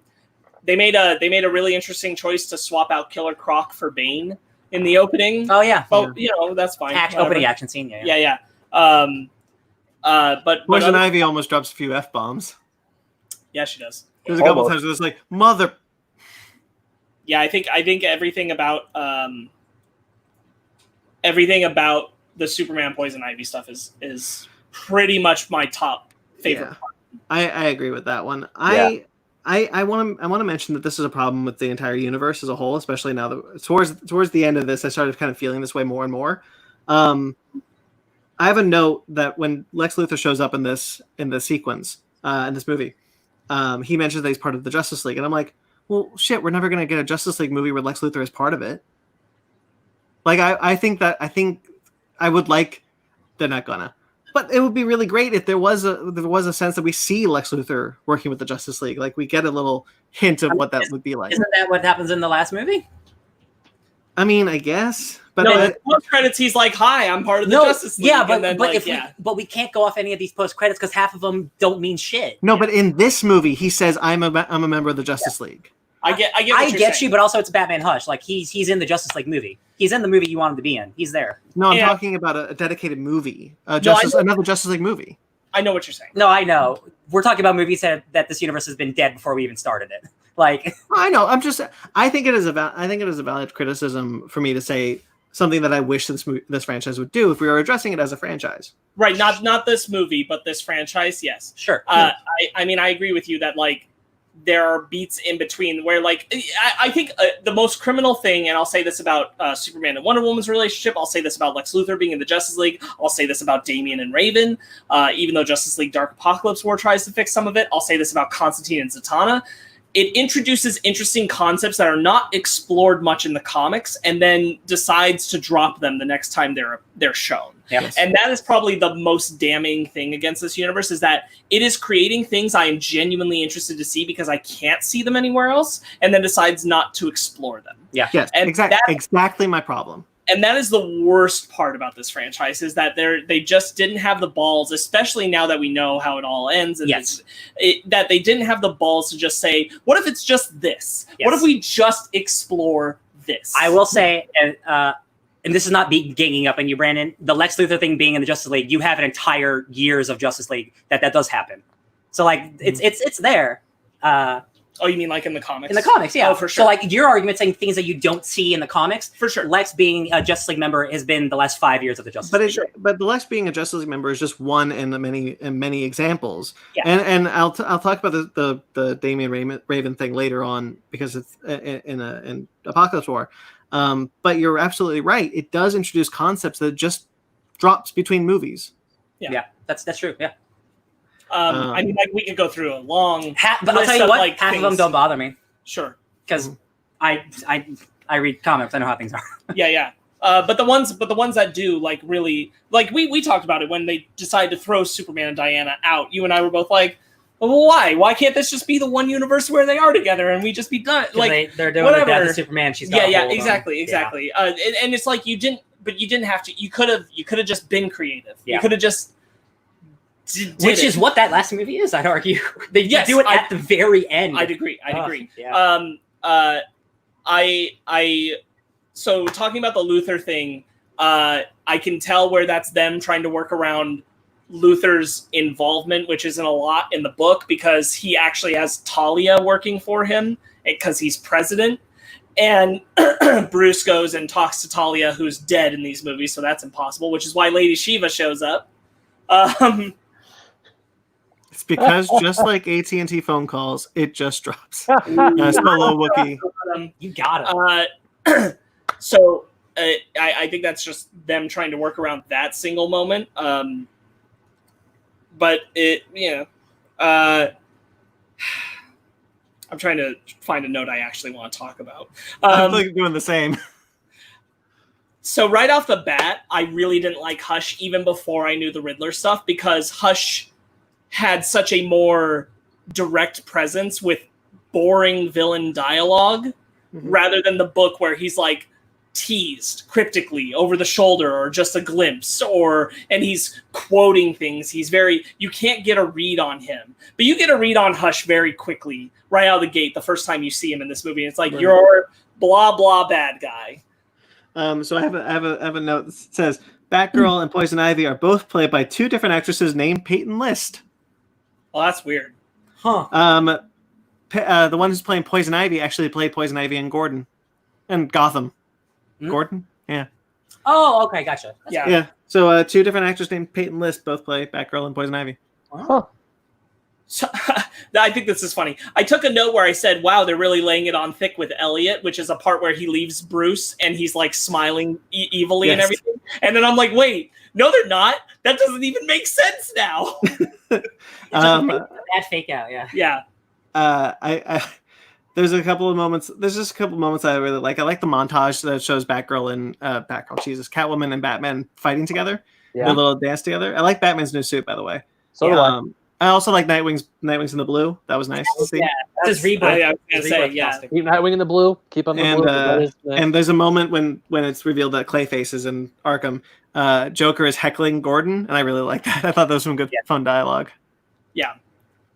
That's all I got, though. It's a fine movie. Yeah, it's fine. I like the nod to Bruce owning the Daily Planet, because he did in the book. Yeah. Yeah, it's again just like I think the Catwoman and Ivy fight is really good for the moment. Oh yeah, all of Poison Ivy's fights are super dope. Like very Swamp Thing as we're using the roots and the vines and like it's very cool. These movies always look great. They keep looking better. I really like Damien's cameo.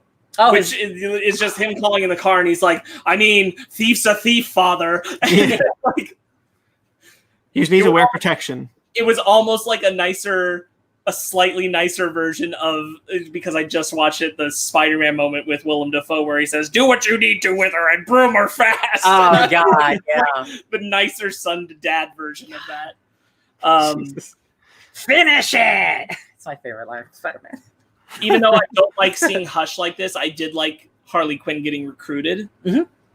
Even though I don't like seeing that much of Hush. It's so weird to me that they go the Riddler route, because like I don't find that super interesting when, like, if you just did Hush, that book is dope. Thomas Elliott's cool. I understand why they did it different, but they did a worse version. Did Riddler ask for the question mark scar? Probably did. That's a comic thing, but they're just like doing it just to do it. Like, why would Thomas Elliott make a question mark? Yeah, it's weird choices. All of these movies, good or bad, just weird choices. Yeah. I was taking notes throughout, assuming that Thomas Elliott was still Hush. Yeah. So I have notes like Elliott without the flashbacks means very little. Yep. Like the whole thing is meaningless. And then I have a note and like, oh dang, they even included the Riddler. Believing Hush put Riddler up to it is a change. Oh wait. Oh. Yeah, exactly. Because I like so much better in the book that it's the Riddler who figures out Bruce's identity and he aids Hush and kind of has manipulated it behind the scenes, but let Thomas Elliott just do his thing. And then Batman confronts him at the end of the book and he's like, "I know your secret, haha." And he's like, "Yeah, but that doesn't mean anything if you tell everyone." And he's like, "Ah, damn it." So losing all of that kind of for this sucks. Yeah. I really like Bruce's reveal to Selina. I think that's super dope. In the book, it's paralleled really well with the not in this movie Harvey Dent reveal to the Joker. Yeah. Whatever. But no, Harvey is in that book a lot, or no? Yeah. He's really important. Yeah. Harvey Dent's really important because he's also another thing throwing you off because you start to think, oh, it's not Thomas Elliott. It's him. It's Harvey Dent. Yeah. Oh, wait, it's not Harvey Dent. It's Jason Todd. And this is when... Oh, wait, it's actually... This is when Harvey has Thomas his Elliott. Face fixed, right? Yes, his face is fixed. So he's just... bald, He's, and he looks he's like Lex one, Luthor. one face. Yeah, I really need to read that book again. One face. Yeah. They do a sexy time montage for Bruce and Selina, which I thought was fun. Yeah. I had no qualms with it. They had a take on Mr. Freeze, and it pissed me off because I'm like, if you're gonna have such a radically different design for a villain, do something with him. Don't just give big, like, a single picture. It's like Mark I Iron Man. Yeah. I was like, that's wild. We'll never see it again. Yeah. I really liked how stable Bruce and Selina felt. I like that. Again, it made me... So this is a problem. This would be a problem with adapting it from the book. This is a problem with this movie itself. I don't understand why Hush is just allowing them all that time. Yeah. At a certain point, I don't... Like, Hush's plan in the movie as the Riddler doesn't make sense with Hush's plan that they're trying to adapt from the book. It's no longer just, like, throwing Bruce off. Yeah. And again, also, the whole fall is meaningless. Again, because the fall was set up to put Thomas Elliott in Bruce's life. That's, again, the whole thing. It's so personal for Thomas. When you make it the Riddler, it loses so much of what makes that book, like, cool. Exactly. And, like, it's just like, again, why did you do that? That's the thing, is like when Thomas Elliott does die, they still do the funeral scene with Bruce. And I'm like, why does this matter? I don't believe you're friends with him. How many scenes did you guys have? One together? Right. He blows him off at the bar. Like, Bruce blows Thomas Elliott off at the bar to go with Selina to be Batman, and then he falls and he tells Thomas, "Oh, I want to be a better friend." And then, like, the next scene, he dies. Like, the next time we see Thomas Elliott out of the hospital, he dies. He dies in the alley. It's like, wow, where was the development of him proving that he wants to be a better friend? Oh, I'm just gonna tell it to you. I'll go to the opera with you and your girlfriend, and then he dies. So Thomas Elliott in the book runs to where the Joker is because it's part of a setup and it's Clayface. But in... Oh, bye, Brandon. Oh, bye, Brandon. But That's in really the movie... Dang, he's just gone. I was going to say that in the movie, There he is. There you are. Sorry, Brandon. We got thrown off for a second there. No, it's fine. What happened?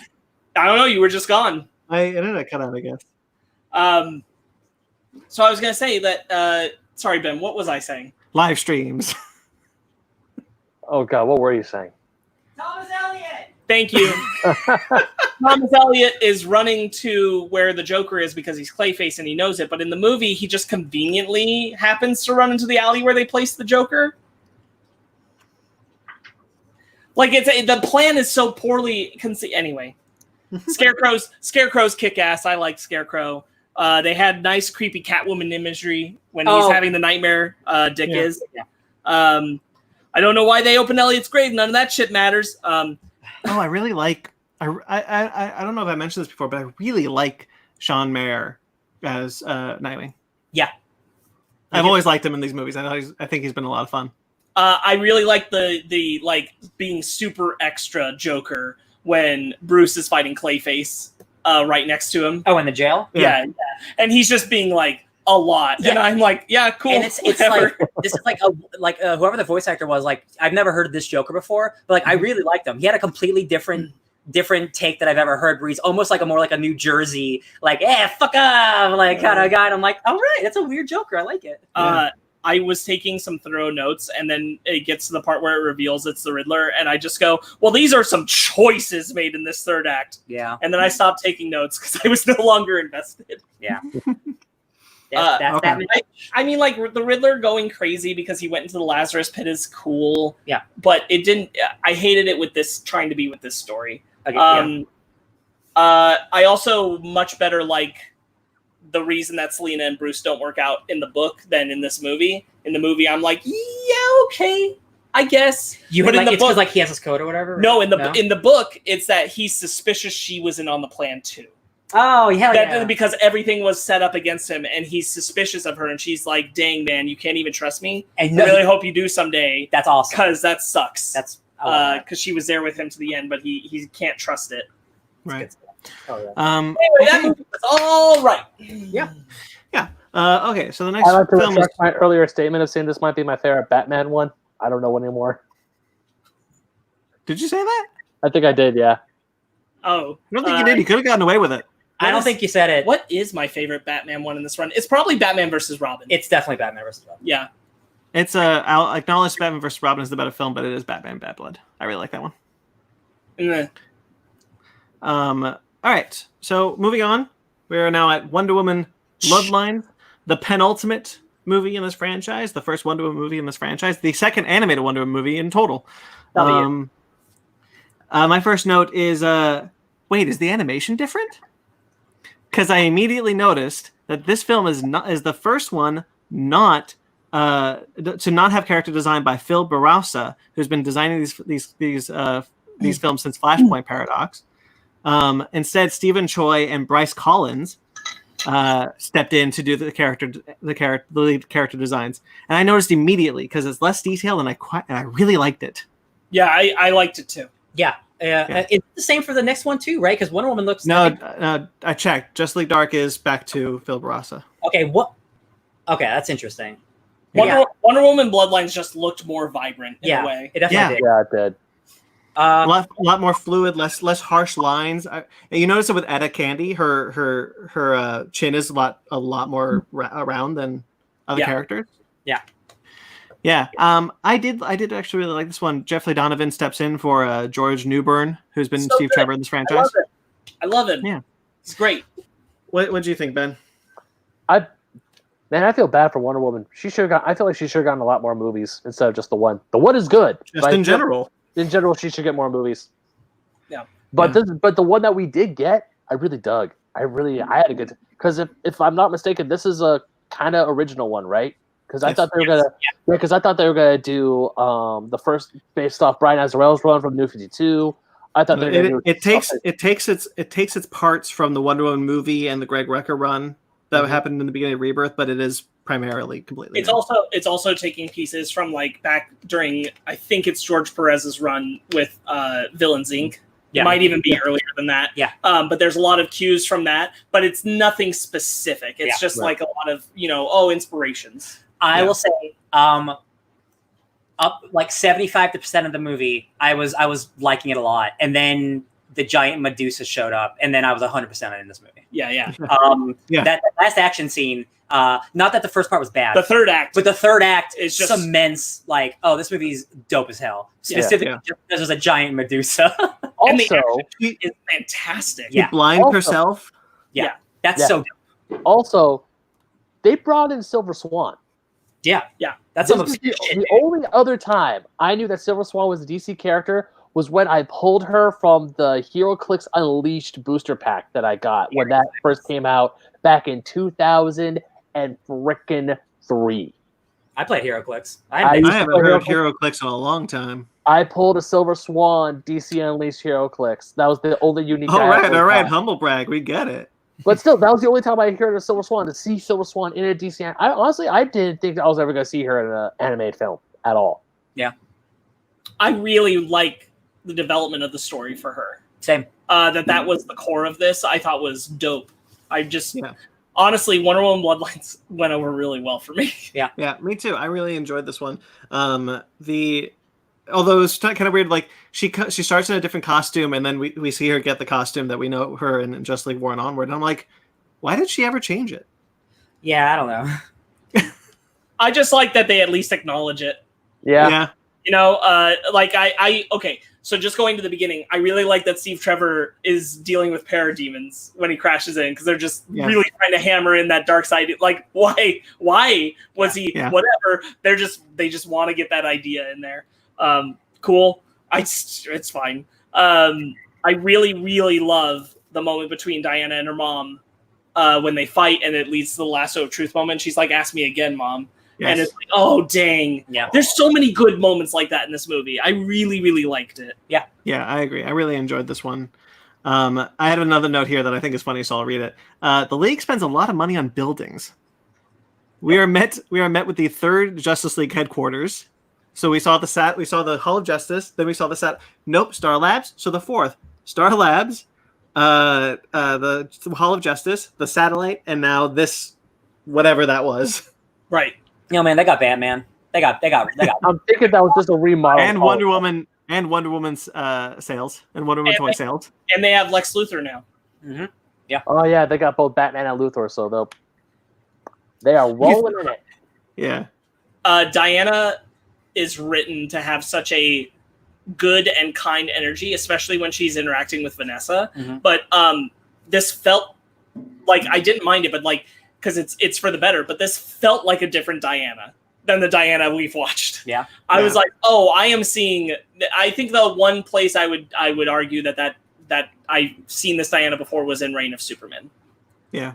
When she talks to Lois. Yeah. But otherwise, this is much more personal, kind Diana than we've seen. Yeah, this one is written by Marguerite Scott, who I believe has written Wonder Woman in the comics, hasn't she? I don't know. Maybe. I don't remember. I'll look that up later. The mom's death I thought was pretty rough when what's her name? The silver Vanessa. Vanessa, her mom, when she dies, that was rough. She definitely should not have gone to a warehouse full of supervillains. I'm just saying. Yeah, Julia was her mom. Yeah. I really like, thinking back on it, I really liked Jeffrey Donovan as Steve Trevor in this.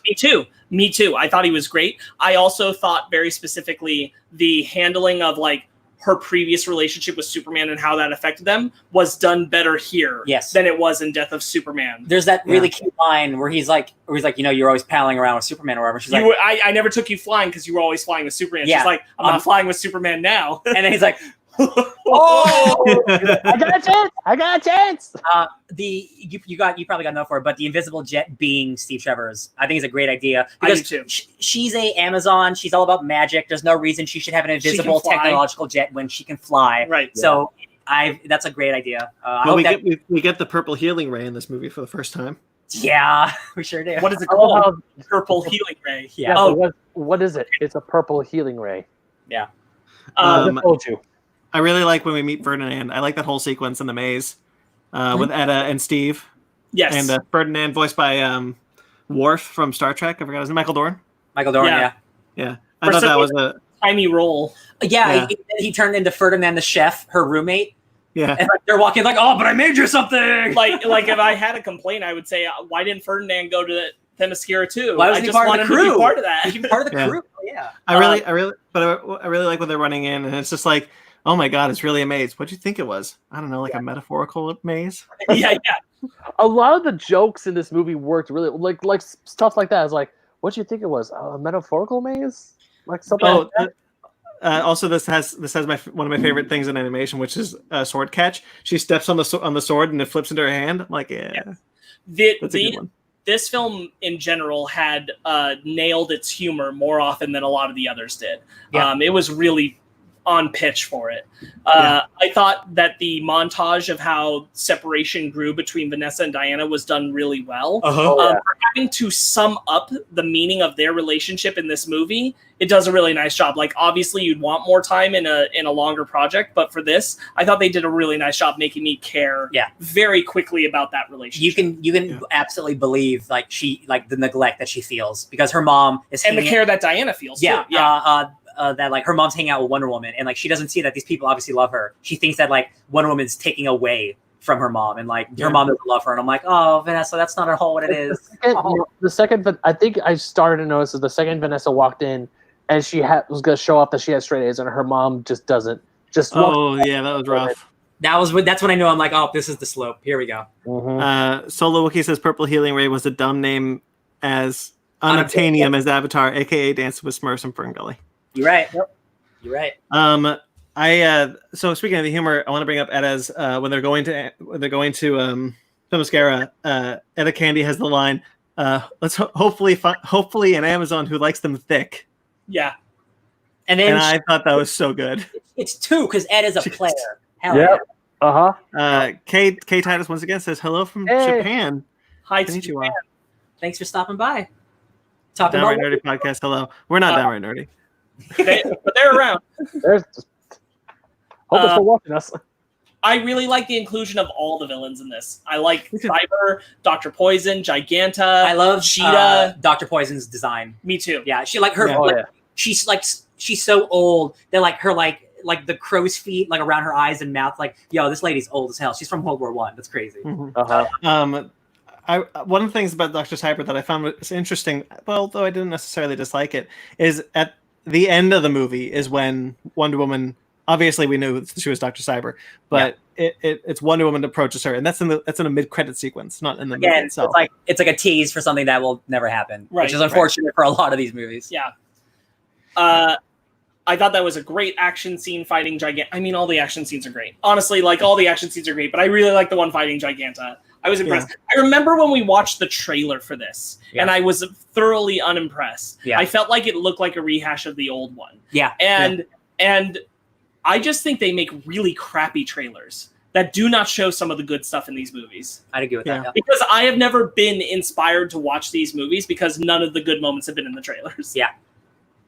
I will say again, like I talk about like how I like the movie, but when Medusa showed up, I think it's so awesome that the idea is you have this villains inc, you have this cabal of villains, they have this intricate plan, and it all just gets wiped away because you've got a giant monster who's just like, oh, you wanted to use me? Screw you, you're all dead. I'm the bad guy now. I'm like, whoa, what? Now we're just fighting a giant Medusa, and I'm like, this is dope, and all the action's great, and she's just turning people to stone left and right. Then Steve gets turned to stone. I'm like, he's definitely not dying, right? And I'm like, oh, is he? Are they gonna kill him? Of course not. I thought they were 100% gonna kill Steve. Yeah. When she does like the scar thing on him, I'm like, oh, that's baller. Because as soon as he turns back, he's gonna start bleeding. He starts bleeding. Oh, that was like Vegeta and Majin. Pretty bad bleeding too, because he needed the purple healing ray for that later. Oh, that's so dumb. Diana is like destroyed. She's blind. Steve's got a scar right here. It fixed me. The second Diana blinded herself, that was baller. That's like maybe the coolest moment in all these movies, if I'm being honest. The reveal that it was Medusa, that it was actually Medusa the whole time, the whole prototype, because we see parts of the prototype throughout them. It's like, we can't use the prototype yet. Oh, Silver Swan, she's expendable, but we gotta keep the prototype safe. And then it's freaking Medusa. I'm like, oh shit. And then that fight goes from like a 7 to a 11 in a span when she injects herself and turns into a giant. I was like, oh, you're screwed. Yeah. Themyscira's effed. Yeah, when she picks up the shield from the statue, I thought the whole sequence was awesome. She picks up the shield, the sword, and then you know what? You feel the tension. You really feel the tension of like, oh my god, a lot of Amazonians are dying. Oh my god, is Vanessa gonna die? Oh my god, is Steve gonna die? Like you genuinely don't know how it's gonna go. Because we're at the. I mean, if we watched this movie in 2019 when it came out, we didn't know this was the end of the universe, but we know we have one movie left, so the stakes are there. Like Steve could die because I don't know if he's in that next movie about the apocalypse, right? So like I felt the stakes. I mean, he's not. No, he's not. But yeah, I found this last action scene to be really bombastic and awesome, and like not to take away from the beginning stuff, but like that's where I really was loving it. And like, I like Wonder Woman just kicking ass, and I like the way that Vanessa comes around and she helps, and the way that it's done feels much more true to her character. That it's an acknowledgement of seeing how she has made Diana something she's not in her mind, rather than it being some like forced speech or something. It is a choice she makes. Thought that was really good. Yes. I really like a lot of the execution of that. Rosario Dawson is Wonder Woman. She does a great job. Yep. Yeah. I think this is one of my favorites so far. For sure. I got some notes I'll run through. Really not great that Julia ignored her daughter even in death. That was kind of messed up. So that was pretty shitty. That Vanessa was right there, like, "Mom, I'm here," and she's like, Diana. Doesn't even look at her. She basically like pushing her face away. Yeah. I was like, yikes, that's pretty bad. That makes a super villain. I think Silver Swan's design is really, really cool. Solid voice acting. I have no idea in the world why you wouldn't call Cyborg once you find out it's a technovirus, but whatever. Cheetah's evolution is dope as hell. Oh, she turns into I really love the way she beats her too by luring her into the jet. I love Ferdinand in an apron. Yeah. I love that she gets her classic outfit on to go to Themyscira. Yeah. I really like that design, by the way. Yeah. Yeah. I really like Wonder Woman with a sword. Is that wrong? No. I think she looks awesome with the sword. She's had a sword a lot, believe it or not. No, I know, but in the comics, generally speaking, her like classic appearances have always been without sword. But I'm like, no, give Diana shield and sword. Maybe in the past, but since Azarella's run, like she's swording it up a lot. Yeah. Yeah, I really like the way they finish the fight. The finishing move is a nice way to take her down. Yeah, this is just really good. And then do the thing with Kale in the mid credits, I guess. Yeah. Yeah, whatever. Man, when Medusa kills Dr. Cyber, I was like, oh shit. That's the moment where I was like, yeah, this is great. Yeah. This is not what I expected. Right. Oh, yeah. Cheetah has a name drop that was so pure Marvel. I loved it. When she's like, she set up a Villainy Inc. A regular Villainy Incorporated. I'm like, yes, exactly. Bravo. Yeah, because that's what they were going for. Yeah, that was cute. We're ironmongers, Tony. I really, really like the way that they find Themyscira by analyzing the fish from the vision to narrow it down. I thought that was really cool. What a creative way to do that. Show me what fish you saw and they like cross-check them. Yeah. Her vision was dope. I really liked that moment too. Her looking at seeing that. I was like, this is far more effective than Thor's little thing in the pool. And I really like how Diana saves Ferdinand. Instead of going to fight, she just destroys the fountain. Yes. Yeah, that was really good. Agreed. I thought that was awesome. Yeah, this was just really good. It's a shame that like Kale isn't taken to jail or anything. Yeah. Jail. We're just left with she doesn't exist anymore, so whatever. Yeah. All right. Now finally, the last movie. The one that made it so that none of these exist anymore. Justice League Dark game. Sorry, what? Justice League Dark Apocalypse War. This is my first note is lots of new characters. Who's the Black Flash? He was in the Justice Judas Contract preview. Judas Contract. Yeah, no. the like 5 years before. Yeah, wasn't he? No, that was Wally West Kid Flash. Oh, hey man, new characters. I don't know. There's a crap ton of Titans who we've never seen. Right. Ever. Like we Remember see at the end of Judas Contract. Let's Donna Troy. Yeah, we see Donna Troy for a hot second. That's a Batgirl thing. I'm not mad at it. I can't get mad at that. Specifically, I think it's funny that we see Speedy, but Speedy looks the same as he did 5 years ago. More than 5 years ago, I guess. Whatever. Yeah. Yeah. Okay. So let's go around the horn. What do we think of this one, Ben?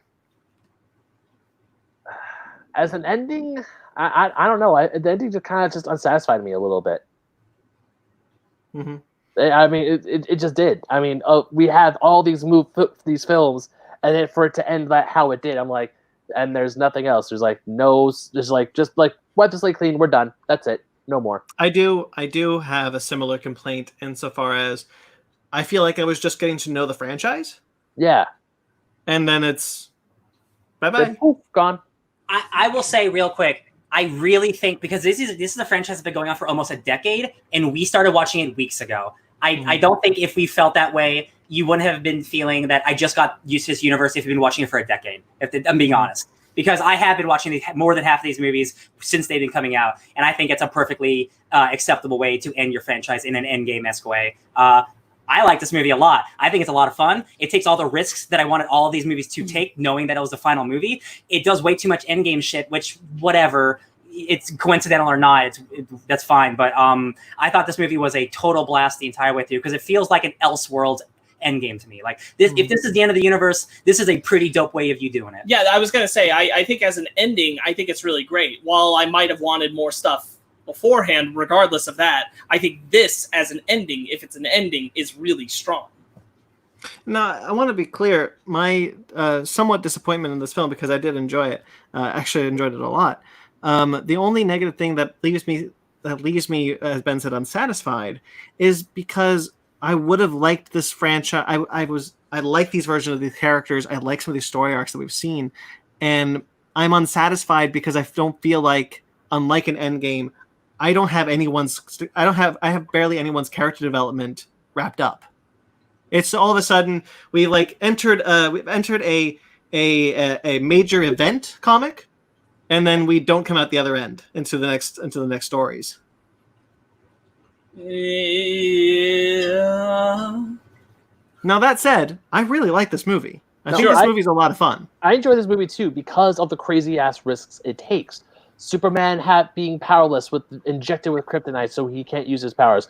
Batman on the Mobius chair. Cool. Batman on the Mobius chair, completely loyal to Darkseid. You have all these heroes dead, gone, and missing. Damian, like all this. I want to say MVP of the movie for me, and I hope you guys too. Etrigan. Yeah. He's pretty good. I really like Etrigan in this movie. But you know what? I think I know where my unsatisfaction of this like ending comes from.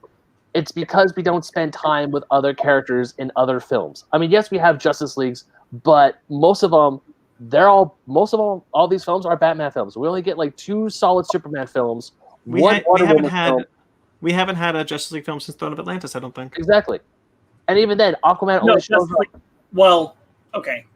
Solo Wookie real quickly says, I hate they only bring in Demon in several of the movies and never make a movie about Etrigan. They only had one movie with Etrigan. That was Justice League Dark. You could say that about every character like that you like, to be honest. Like, I would love a Swamp Thing movie. I would love a Flash, like another Flash. Like, we can make that about literally every character. Like, it's hard to... I'm surprised they didn't do an Aquaman movie, if I'm honest. That movie made $1 billion. I would have thought they would have tried. You would think, but... I mean, they were just so close to the end already, I guess. Yeah. Here's the thing. For me, the core of this franchise, really, the relationship that is the core, and we've talked about it before, is Batman and Damian. Mm-hmm. And that's pretty much full frontal in this movie, too. Much like Wolverine is the core of the X-Men movies. So I feel like what was the emotional character relationship core still stayed true up until the end. Yeah. Because it was about Bruce and Damian. Those were the characters who were heavily featured. Those were the characters who had the most consistent carried over arc of a growing relationship and bond. Damian and Bruce. So for me, that's what landed. I almost kind of wish Damian had stayed dead. Dead. Oh, I see what you're saying. Oh, at the end. Kind of. I felt that way too, to be honest. Yeah. Because the universe was going to wipe away anyway. I was like, you could just leave him dead. Yeah. Yeah. Because I like that moment that Bruce has with Damian, and Damian passes away saying, remember, Father, justice, not vengeance. And I think that's a really beautiful moment. I 100% agree. 100%. I will agree on that point. I think it was a better narrative to have Damien stay dead. Yeah. I mean, that said, thanks to these movies, I'm a huge Damien Raven shipper now. Yeah. So, like... Yeah, for real, right? I would love that to carry into the comics. I used to be a huge Beast Boy Raven shipper because of the classic cartoon. Now it's like, nah, Damien and Raven, they're good. Put those two together. It's only from this, and like judging from Twitter, one, a lot of people don't like these movies, and two, a lot of people just haven't seen these movies because they've heard that they're quote unquote bad. I would absolutely love to see Damien and Raven get together in the comics. Like that is just such a pair that works so well together. A couple angsty, depressed kids. Like, are you kidding me? To be honest, that's so perfect together. The moment it happened, I was like, oh well, that's obvious. Yeah. Like, of course they'd connect. Like they have the same dad basically. Just one's a demon. And I think Taysa's great. Now, of course, one of my favorite characters in this film, besides like Superman being at his just like being so beaten down, is of course I John. love the eyes. Yeah, I love his eyes too. But it's also John Constantine. Yeah, Constantine, Matt Ryan throughout this whole movie, I loved. So can I? I'll say, coming from Constantine, City of Demons, having that in the backlog of my mind as a part of this character, because that's exactly what you're asking for. Is more films about these characters individually. You should have City of Demons in this franchise because that makes Constantine feel like a character who has never been allowed to win. And when this movie opens, he's been allowed to win, and then everything goes to shit. Yeah. I really like it when we get the flashbacks to what happened on Apocalypse. There's many times when I was sitting there watching this movie and I go, oh boy. Boy! Oh yeah! Oh boy! I told Ryan, I'm like, the flashbacks are reminding me of the opening of History of Trunks, where all the heroes just get murdered in 3 minutes. You see bodies just erupted and it's like organs everywhere and like you see Starfire in half with her guts on the ground. Yeah. You see Shazam's leg gets ripped off. Yeah, you see. Shazam comes back for a hot second. Man, talk about a cool idea, like a redeemed Shazam, where he's got scars on his face and a lightning leg. What? Yeah. That's cool as hell. Well, of course, the scars on his face kind of remind me of back in Flashpoint. They really want you to remember Flashpoint. His lightning leg is badass. They really want you to remember Flashpoint in this movie. Yeah, they do. Because they reference it at the end. You got to do another Flashpoint. They reference it a lot throughout this movie, visually and within dialogue. Because Constantine said, because Flash is like, if you guys remember my visions of the Flashpoint timeline, blah blah blah blah. Constantine says, "Oh my God, everything he said was true." About Flashpoint, and then at the end we see, he's like, "Hey, do it again." Yeah, you have to. Mags has not even a lot of JL solos or a Shazam solo in these movies. Yeah, it's true. Yo, the Green Lantern, they get destroyed in this movie. Although, when if they made a Constantine and Etrigan live action with Keanu as Constantine again, they would make bank if done right. My favorite thing on the internet is that Keanu's Constantine, whether it's accurate to the comics or not, is getting like a revival in love, because that movie is actually really cool. I do like that. Makes me really happy because that movie is super stylish and super cool. I need to watch it again. Hell yeah. Yeah, go ahead. I want to bring up the action scene between when all of the superheroes get cyborg guys, basically. So you got Starfire, Dope Martian Manhunter, Mara, and they're all fighting Hawkman. Man, so spooky. And then Wonder Woman. Cyber Mara is dope. Yeah. Cyber Mara is scary. She's like a snake tail. Like, dude, I love that. And then Wonder Woman, she gets the lasso of truth, right? That's the coolest things. Dude, that's constantly using it. Who are you? I'm Diana Themyscira. And then she starts beating all the shit out of these robots. When he gets the lasso and he's like, that's the old magic. That's the good stuff. Dude, this movie, I thought this movie, in just terms of entertainment, is definitely, for me, my top 5, because this gives me all of the crazy stuff that I really wanted all these movies to do. Some of them did, and some of them didn't. But this one, it's like, we are at the end, so we can do all the crazy shit you wanted. So yeah, you got heroes dying left and right. You got heroes resurrecting. You got bad versions. You got evil Batman for the entire movie. That is so cool. And when Etrigan... Go ahead. When Etrigan shows up in the League of Assassins compound, he's just like, I am Etrigan the Demon, fear my wrath. Woe with you, and you, and you. Swamp also Thing. you. So John's like, so there's these 3 world engine machines that are going to destroy the core or whatever. So Constantine's like, listen, we don't got enough people. I gotta go have a chat with my boy Alec real quick. And he's like, psst, Alec, they hate you. And he's like, what? And then he just beats the shit out of all of them. Dude, I love this. It's so fun. It's so fun. The Paradooms. Paradooms, yeah.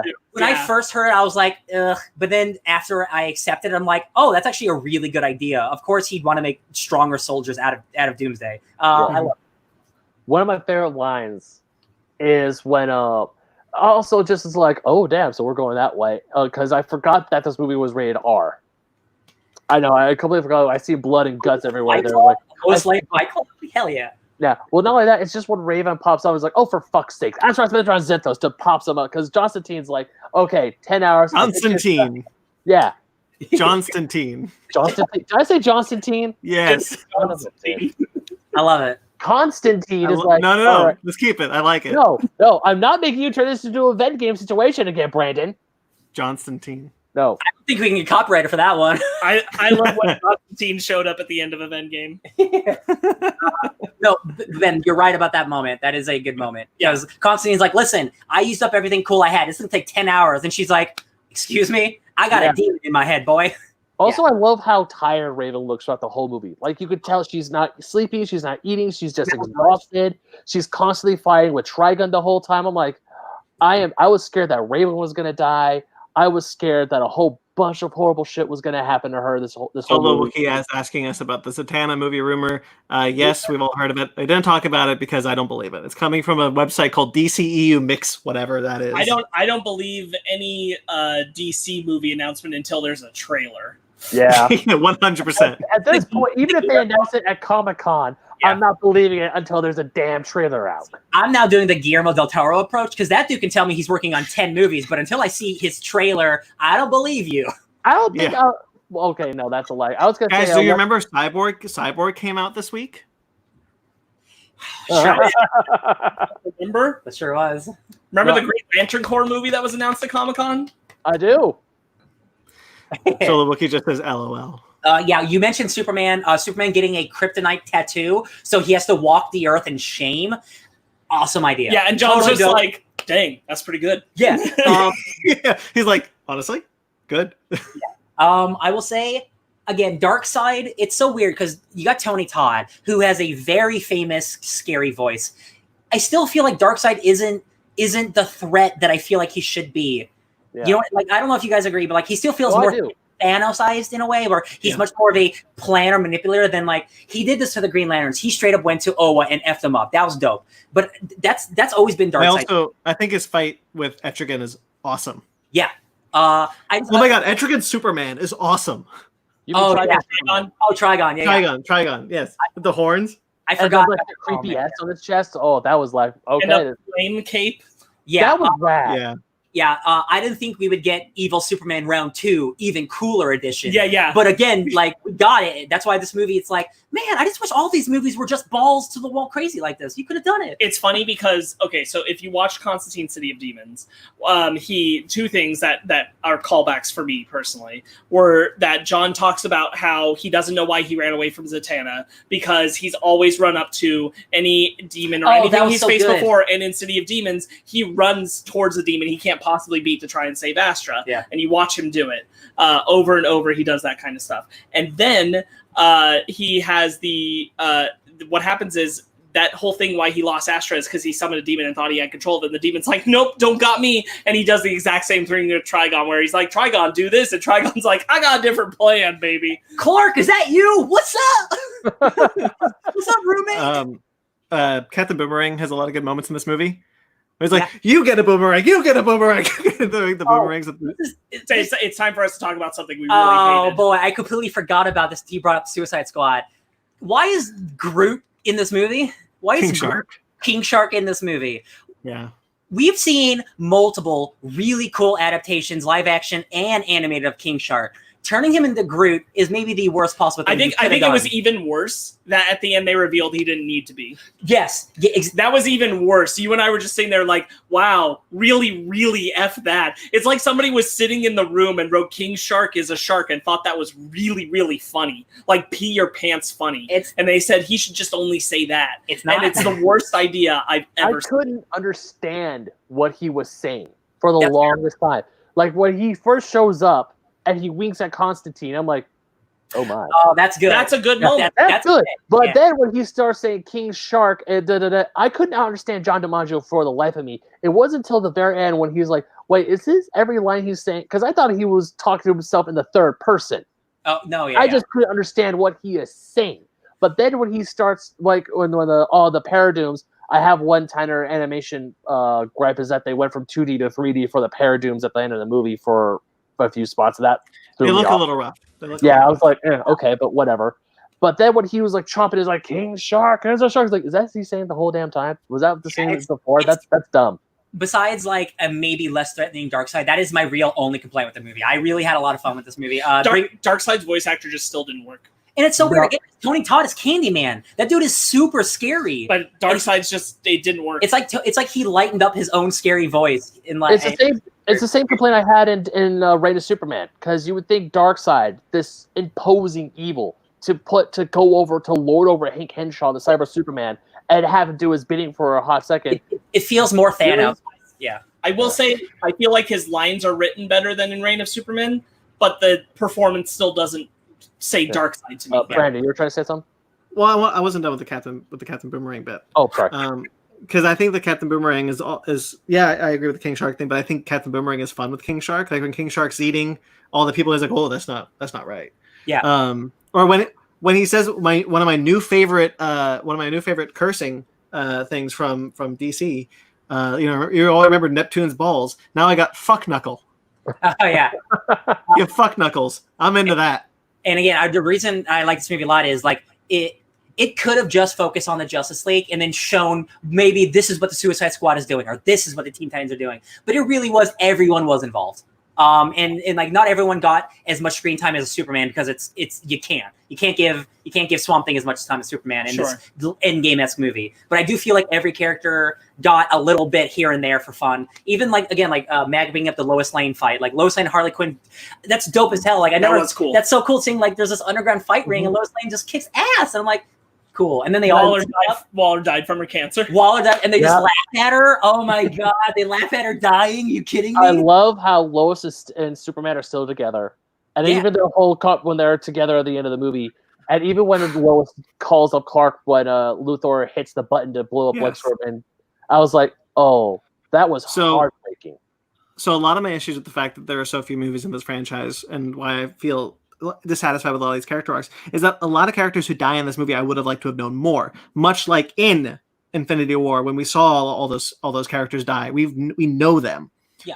Whereas when Batwoman dies, when Batgirl dies, when Batwing maybe dies, Batgirl got murdered. Batgirl got murdered. I was like, really? You're gonna kill Batgirl like that? You're gonna whack Batwoman and Batwing off like that? And see, here's the thing. I wish Superboy just because done. I wish I cared. Yeah. I wish I cared. I want to care. I like it in the movie, but I wanted to care when I saw a lot of these characters die because I spent more time with them. Like when Nightwing dies, I was like, oh shit, Nightwing. Yeah. Because I've really enjoyed that character. I've got to know that character. Right. But I don't have that for everyone else. Yeah, I would have loved to see Connor, Superboy, Wonder Girl, and the rest of the Titans go off and do another thing.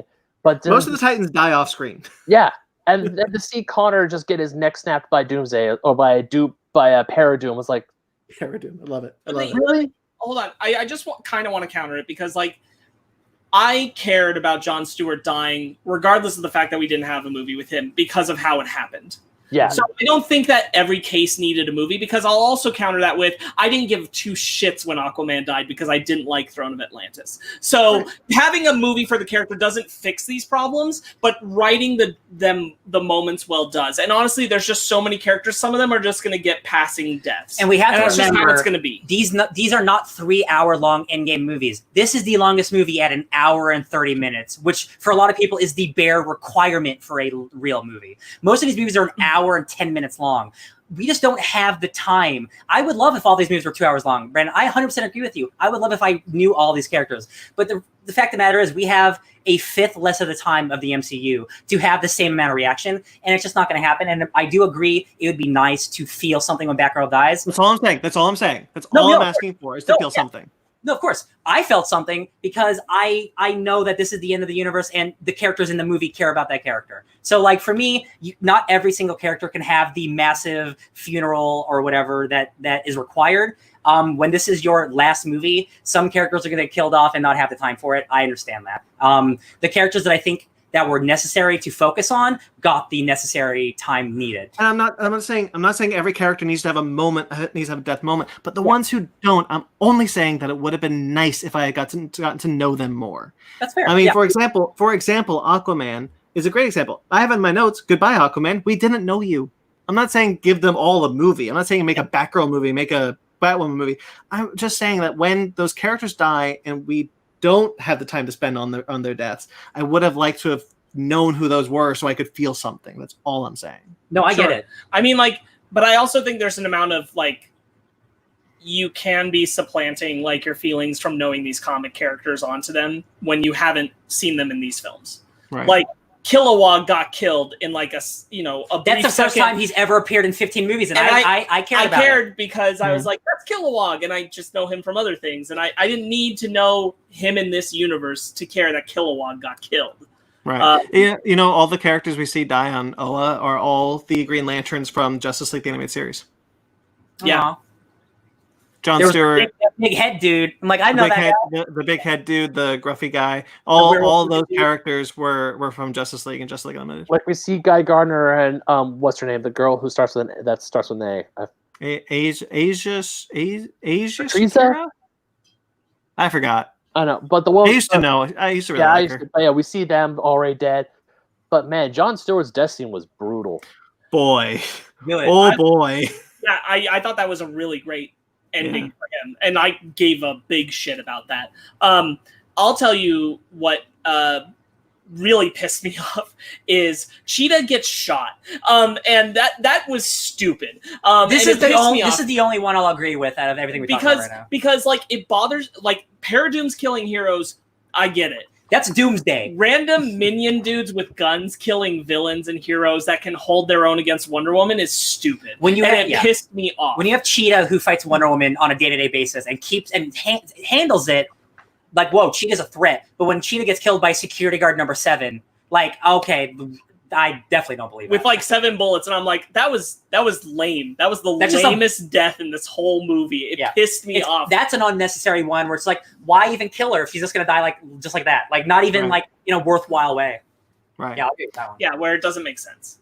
Lady Shiva, which happened moments before, didn't bother me because she was at least not looking at them. She was sniped from far away. I was like, I can buy it. But that was a surprise. Looking at them and she just got riddled by bullets, and I'm like, it's Cheetah dying by bullets. You're just kind of like, so what? Nobody had this idea and all this time? Yeah. Right. Nobody just had the idea to just shoot her? It's stupid. That was really stupid. But yeah, like the Shiva one, that was from a few hundred yards away. I probably would have gotten hit if I was in her position. That's like, okay, that makes sense. Probably. And then, but Cheetah is just like, really?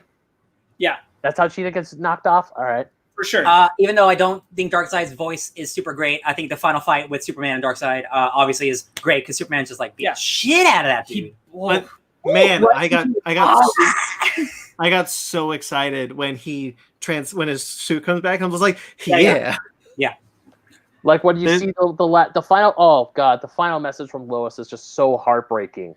Yeah. My god. And then when he breaks free of Etrigan. When he breaks free of Trigon's control. Speaking of, Etrigan's death is great. It is. He finally rhymes again. I had fun. Yeah.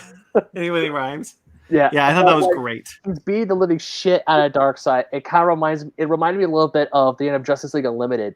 What he's telling Darkseid, like, I'm going to be able to show you how powerful I really am. That whole I live in a world of made of cardboard bit, where he's just like punching the ever-loving shit out of Darkseid. Yeah. I'm like, fuck him up, dude. Just wreck his shit. For you, Brandon, did Superman breaking free of Trigon remind you of Constantine City of Demons, where he said that love is the the most powerful way to break free. Yeah. See, I was like, City of Demons totally ties in. This is all. Oh yeah. No, I'm not saying it doesn't. It's right there. No, I know. I was saying, did you have that same moment where I was like, Yeah, I really like Constantine in this movie. I really like Superman in this movie. I really like Damian, and Damian's whole character arc in this movie is great, especially his stuff with Batman and Raven. I'm a huge Raven, Damian, Superman. When he talks about how he put Dick in the Lazarus pit, and he's like, he's my brother. I had to try. Yeah. And then when he makes the decision to help them, because he's like, I need to go try and save him or kill him if he can't be saved. That's what he'd want. Yeah. Yeah, I thought that stuff worked really well. I got pretty excited when Raven's white uniform shows up when she's freed of Etrigan. Yes. Trigon. Jesus. And it's not on at the end of their names. It's easy to get mixed up. But it's not just because she's free of Trigon, because it doesn't happen right when that happens. It's because of her feelings for Damian. Yeah. Yeah. Yeah. That's why I say I almost wish Damian had stayed dead, but I really like the moment after with Damian and Raven. Sure, I do too. I also like the moment with Bruce and Damian when he's alive again. Yeah. So where Bruce finally gets to say those things I said. Yeah. I also really like the first moment when between Damian and Raven, when he finally confesses that he likes her the whole time. Yeah. It's like, I've actually had feelings for you the whole time, and she's like, oh shit, I have feelings for you too. And they don't automatically kiss. They let their relationship grow a little bit more. They're like, oh my god, this is new territory. What do we do? Zatanna making John run away. And that was our opening of the movie, was him hearing "Remember" wrong. Mm-hmm. I loved the way that played out. Yeah, because like my whole thing was like before we knew that Zatanna made this happen, Constantine is not always the greatest person. So a part of me was like, did he really do this? Because like there's a part of me, he's an asshole. Like if he's really scared, like I could see him doing this. But like, no, that dude really loves that girl, and there's no way he would do that. And you said in that last movie, in City of Demons, he literally ran towards death. So like when the Zatanna thing was like, no, I saved your life, and I'm like, fuck. And he's talking. He's like, I have no idea why I ran away. I can't figure it out. Yeah. And he talks about it like, and when he finally finds out, Batman's like, you were our backup plan in case our first volley didn't work. I'm still pissed at you. I love. He's like, I'm still mad at you. Like he's when he's just like, hold on, let me think. I'm still pissed at you. He does the Azarath Metreon Zinthos with Raven. Also, I love when he wakes up after because I thought when Trigun Superman kills him, I'm like, oh, okay, there goes Constantine. We're screwed. And but when he woke up in heaven, I'm like, did he have the card? That was and then you see Zatanna. She's like, I pulled a few strings. I'm like, It was truly interesting to watch a movie about battling Darkseid with a central focus on John Constantine and Damian Wayne. Yeah. That's why I really like this movie, because it is truly a mix of everything. It is a mix of magic and technology and Batman, and it is the culmination. Again, referencing Endgame, it really is a culmination of everything. Like they didn't leave out Suicide Squad, they didn't leave out Teen Titans. Like everything that's been building up has been mostly paid off. I thought this was just so much fun. At least the culmination of teams of characters coming together felt like that was earned. Not specific individual moments. Sure. What are you doing? Techno magic. It's like when you're going to do a test that you haven't studied for. But luckily, I cheat. Yeah. Yeah, I really enjoy the magic effects in this film also. A lot like I did with the first Justice League Dark film. But there are moments when Constantine just disappears in smoke. I'm like, yeah, it's super magic's cool. so cool.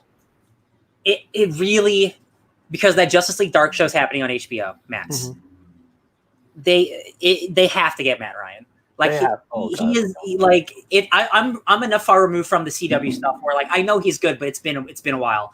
And having him like be in this, I'm like, dude, this dude is like so good. He clearly gets the guy. He clearly gets the character. Since we're talking about Matt Ryan being Constantine, I just want to plug, if you have yet to watch his Constantine season, it's great. Watch that season. It's great. And watch the last 2 seasons of Legends of Tomorrow, because he's fantastic on those seasons.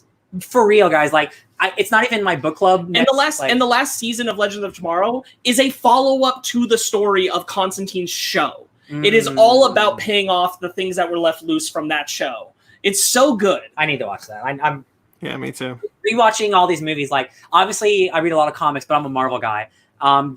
this, like, my next book club spoilers is going to be like a DC book. Like, this has made me reevaluate, not reevaluate, but it's like, man, DC's really cool. Like, I do like all these characters, and I don't read enough of them, and it has made me want to go back and read all these old comics.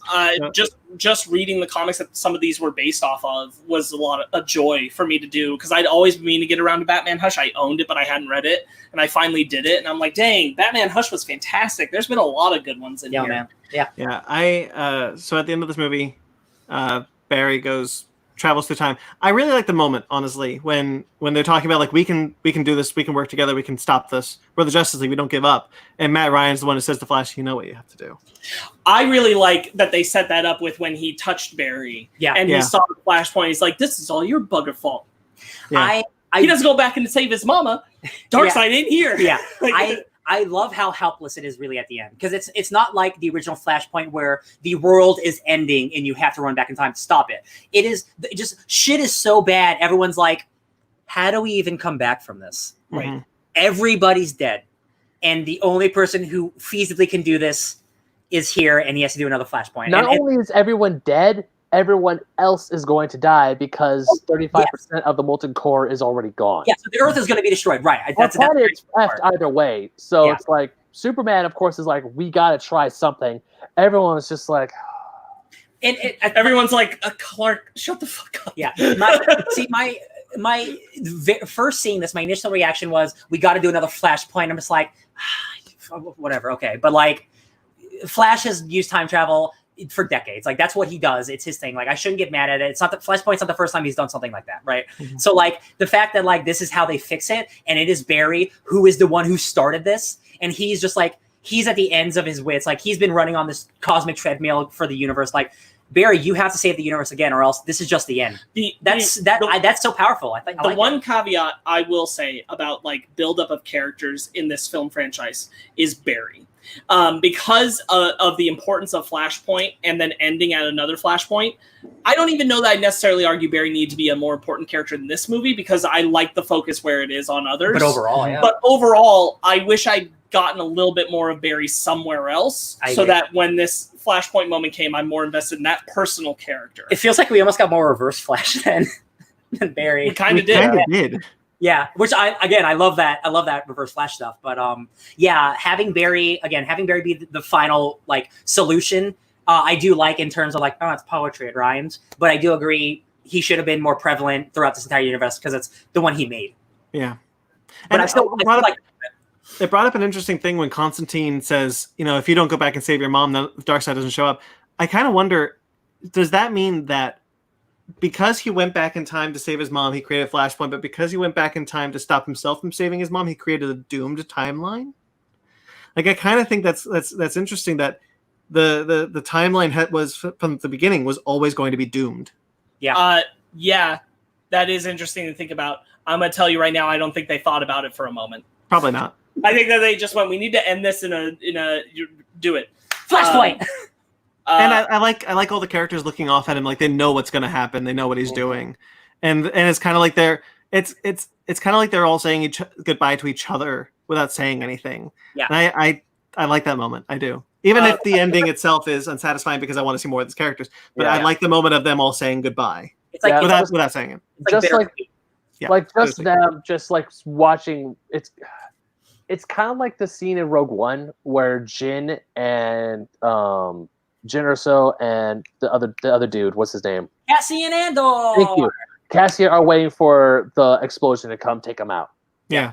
It's kind of like that, where they're like, we can't do anything else. Like, Superman is just there.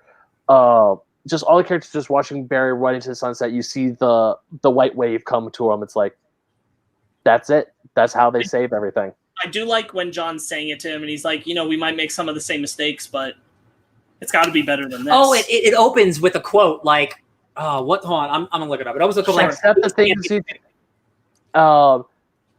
things you cannot change the things you can, and have the wisdom to know the difference. Good job, Ben. As I said, I'm paraphrasing, but that's essentially what it is. That's exactly right. Yeah. And it feels like that's some, like, hey, this is the end, and whatever we start new, we might make some mistakes, but we're doing it. Like, that's cool. I respect it. And so now we'll get the new DCAMU that supposedly he flashpointed, so maybe it is just continuing in a kind of way. Yeah. Just as much as Flashpoint itself.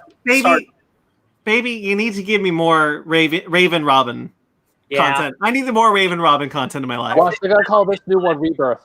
I'm gonna slam down through some notes that I took. Come on, let's slam! I never ever thought I'd see John, let alone with Zatanna, living on the Watchtower. Yeah. That was something. One thing that I really like, it's just like, wow, I never, like, John being part of the Justice League, okay, like, I can see that, but like, yo, that dude's in space. Yeah. I love that Superman, Wonder Woman, and Batman all had their own individual films perfectly to justify their new costumes. I love that, their new costumes were in the final movie. It's like, it's me, Batman Hush, and it's me, Wonder Woman Bloodlines. I'm like, cool. Yeah. Cyber Wonder Woman's a cool design.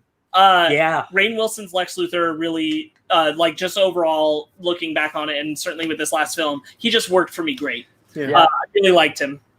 Yeah, I was a little hesitant at first, but like, I definitely grew to really like him a lot. We looked it up. Flash is the same voice actor, and he sounds super weird in this movie. I thought the same thing. I thought he was crazy.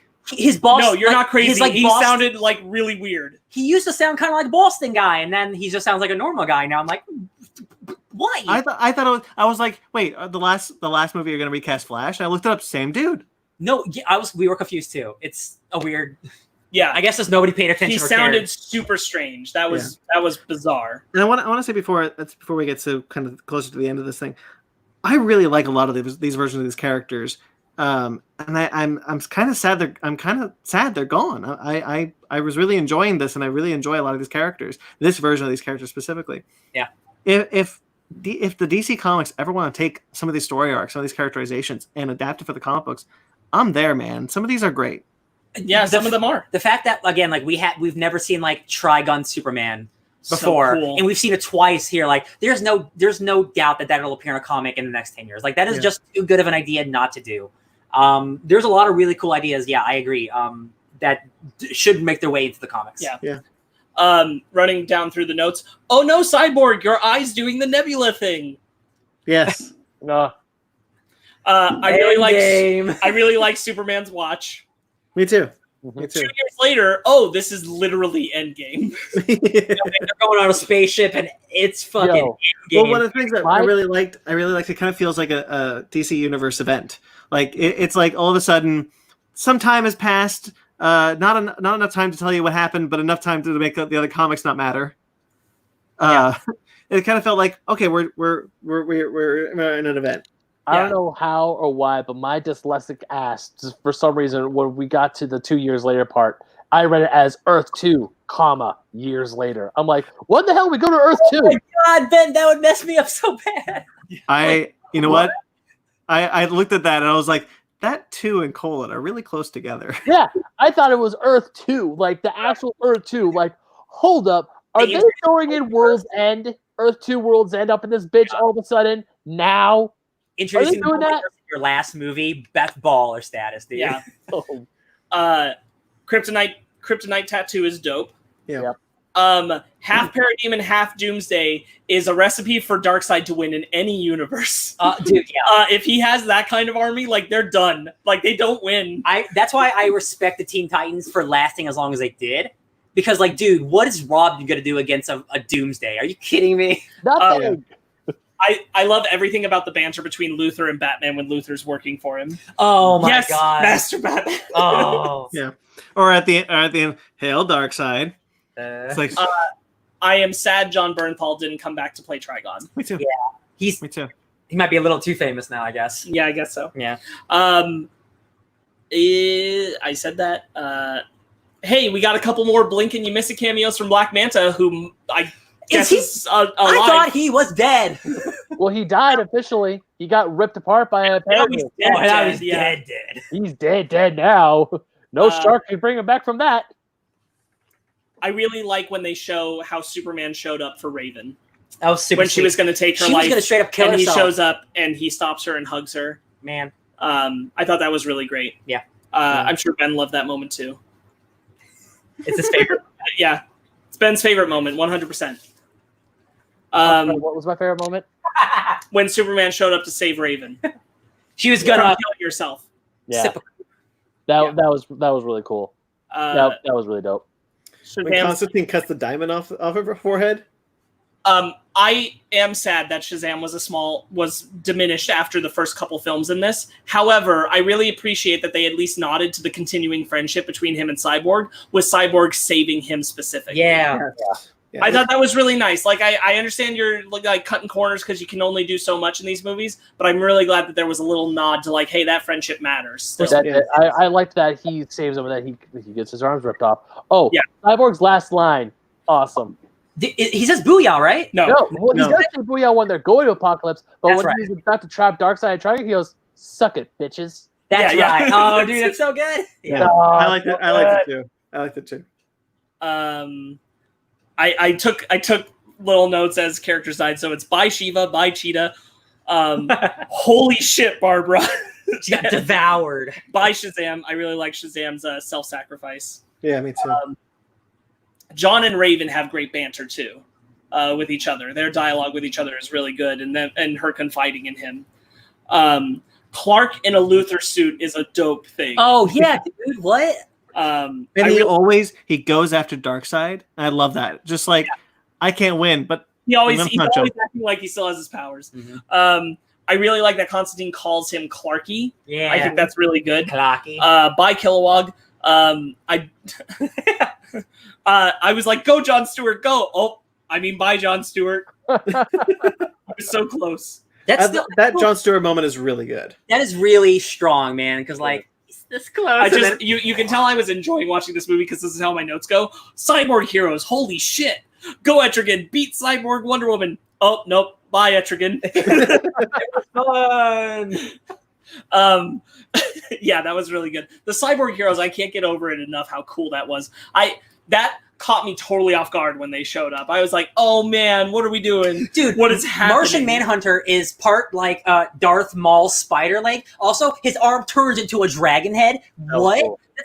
That's like so cool. Also, sorry, go ahead. No, I love because you see Mara, like the parademons, like their hands are in her skull. I thought they're gonna rip her up hard. I thought every single one of those, like Hawkman, his wings getting ripped off of his own back. I thought every single one of those heroes died a horrible, gruesome death. Oh, yeah. The second they all come back, I knew cyborgs. I'm like, oh shit. I knew about Cyborg Wonder Woman because I had seen the screenshot. Okay. So I saw the screenshot of Cyborg Wonder Woman. I'm like, what's happening here? And that's actually what got me interested in seeing this franchise because I want to know what that was. So Diana losing her arm. This movie's brutal. This movie's not scared. The whole idea, when you think about it, of Darkseid having created Cyborg Superman, then getting his hands on Cyborg, who's been created out of his apocalyptic tech, and finding out how to perfect it and do it to the other heroes is so dark. That's so much messed up, and I love it. Yeah. Oh, Cyborg Starfire, like at the end when they're waiting for the wave, she's like holding Dick Grayson, and he's all. I'm like, poor Dick Grayson. Oh my god, that's sad. That dude's got a crazy eye. I can't get over John using the lasso of truth on Wonder Woman. I thought that was great. Just him holding his own against Wonder Woman for as long as he did was cool. Yeah. Oh no, Barry. Because Barry was forced to run and power the generator. That was rough. The kryptonite teeth on King Shark is so silly, but we love it. Yeah, like all the kryptonite weapons are dope. Kryptonite boomerangs.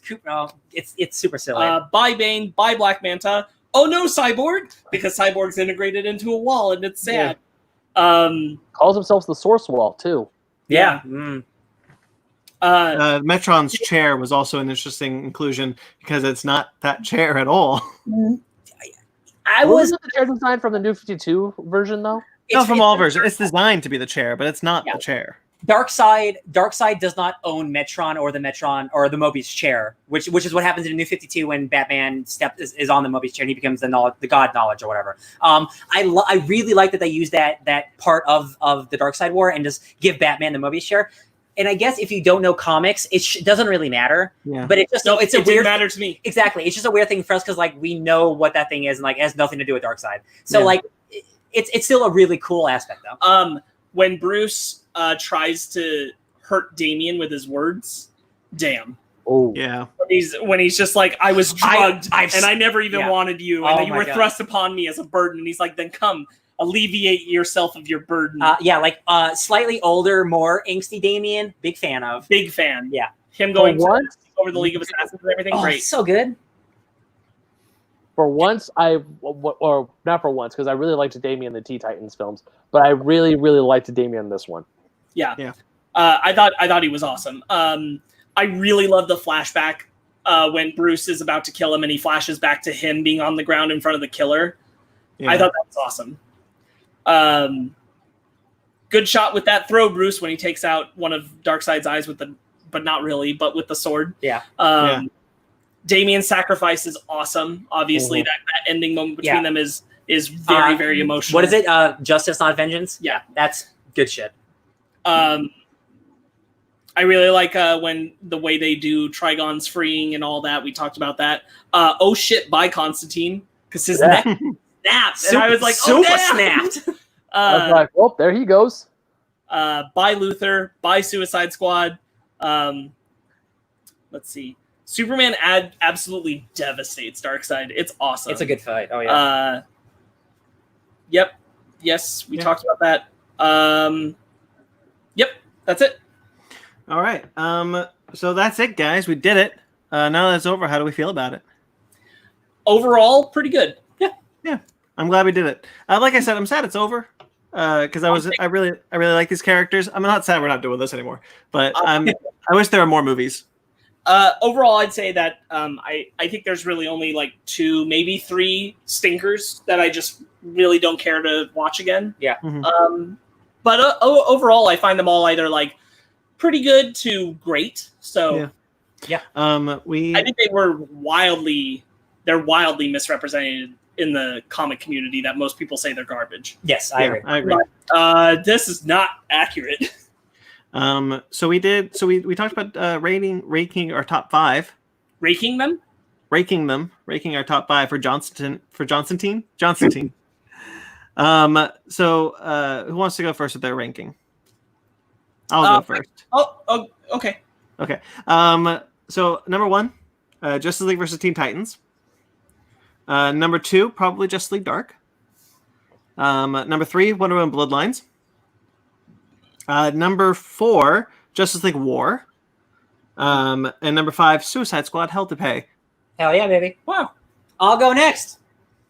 Number 1, Brandon, Justice League versus Teen Titans. I like that movie a whole lot. It makes me want to read so much more Teen Titans. Spoiler, maybe a book club soon. Number 2, is it called Justice League Dark Apocalypse War? Yes. That's what it's called? Okay, that's my number 2. In terms of entertainment, I think this was my most favorite in terms of entertainment, but I think the character stuff in Teen Titans Justice League is my favorite stuff. It's so good. Yeah. Number 3, Suicide Squad Hell to Pay. It's a great Gail Simone book. I don't care about Suicide Squad. This makes me care about Suicide Squad. Number 4, Justice League Dark. Swamp Thing, Constantine. Love them. Great. Cool. Mm-hmm. Number 5, Unexpected, Death of Superman. I for the same reasons I think you like Justice League War, this is why I like Death of Superman, because it's a Justice League just like getting the shit kicked out of them, and it's like just a bunch of really great fights, and it makes me care about the actual fight itself, whereas normally Doomsday is like whatever, but I actually cared about the actual fight itself and Superman. Yeah. It's my favorite of the Superman movies, I think, for me. Yeah. For sure. I'll go. My number 1 is Justice League versus Teen Titans, because that movie was just so good. As an original, it's just killer. Yeah. But I found that one pretty much flawless. So that's a winner. After that is actually Justice League War. I cannot get over how well done Cyborg and Shazam was, how good all the interactions and introductions of the characters were, and the fight against Darkseid feels really, really tense, and like they have to do a lot, and they do a lot together. After that is Death of Superman, because you're right, that movie was that was killer. I couldn't believe it. Huh? Unintended? Sure. Why not? After that is Justice League Dark Apocalypse War. I thought that was an excellent conclusion for being an ending for a lot of the crazy stuff it does. The Trigon Superman, like, it's over the moon for me. And then my last one is Wonder Woman Bloodlines, because that movie was crazy good. Yeah. That would be my number 6. A lot of these are pretty decent. For sure. Yeah. Like, I'm not... Number 6, my number 6 was Apocalypse War. Look, I won't say like where the rest rank because I didn't think about it, but I will say right at the bottom is definitely Son of Batman, and just above it is Throne of Atlantis. Sneakers. 100%. Like those Son of Batman, I will never watch again. Toss it out of this franchise. I don't need it. I'm not watching Aquaman or Throne of Atlantis, whatever. Yeah. I watched Throne of Atlantis twice. I mean, I've seen it twice in my lifetime. I definitely don't want to see it again. That's it. I don't want to see it again, ever again. Like, and no surprise, my first one is Death of Superman. That's my favorite. I love Death of Superman. That's one of my favorite books. I know Superman's my favorite character. Why is him dying one of my favorite movies? It's just, for me, it's just the impossibility of him dying, and that there is this thing that actually can't beat him, and it brings about it just brings and also this movie shows the humanity of Superman. Superman saving people constantly while fighting Doomsday.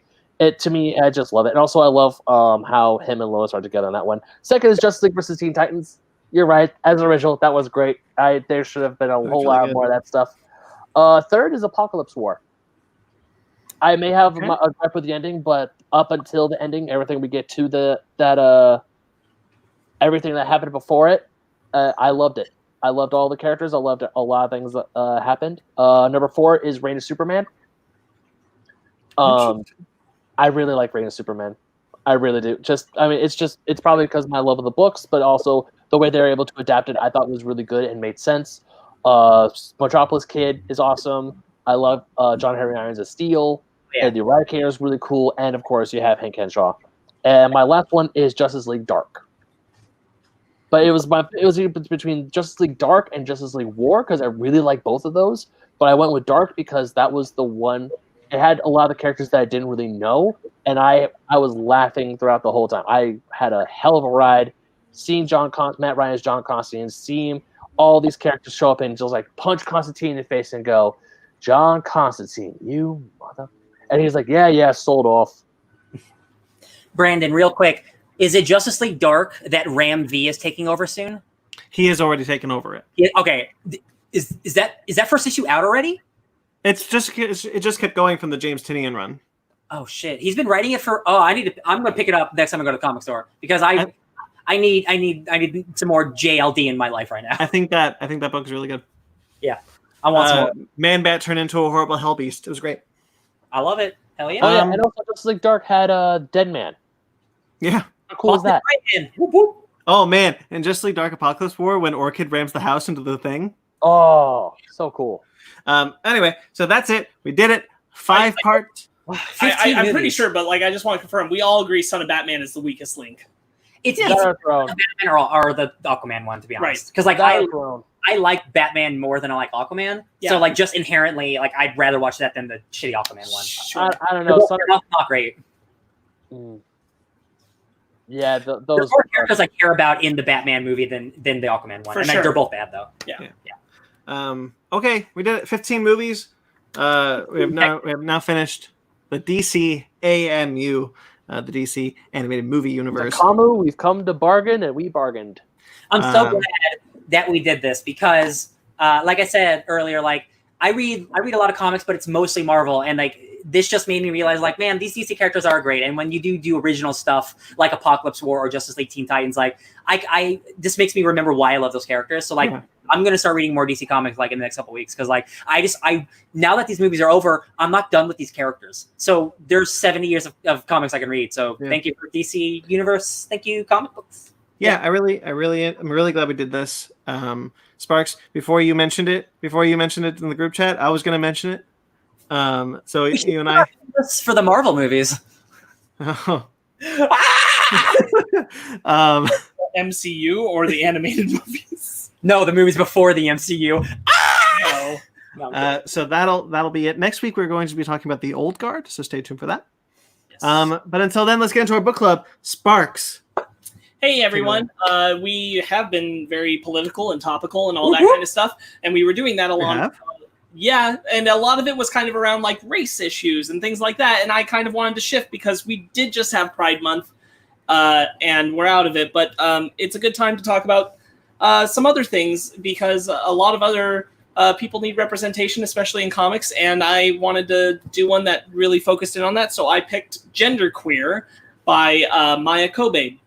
And I really, really enjoyed it, especially reading it as a person who has absolutely zero concept of what it is like to be in Air shoes.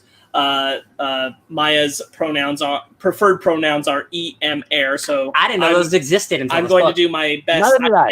I only recently learned about them in the past like 3 months. Yeah. So I'm going to do my best to use those. If I slip up, I'm sorry. I'm so sorry, but I'm trying. I thought Maya's.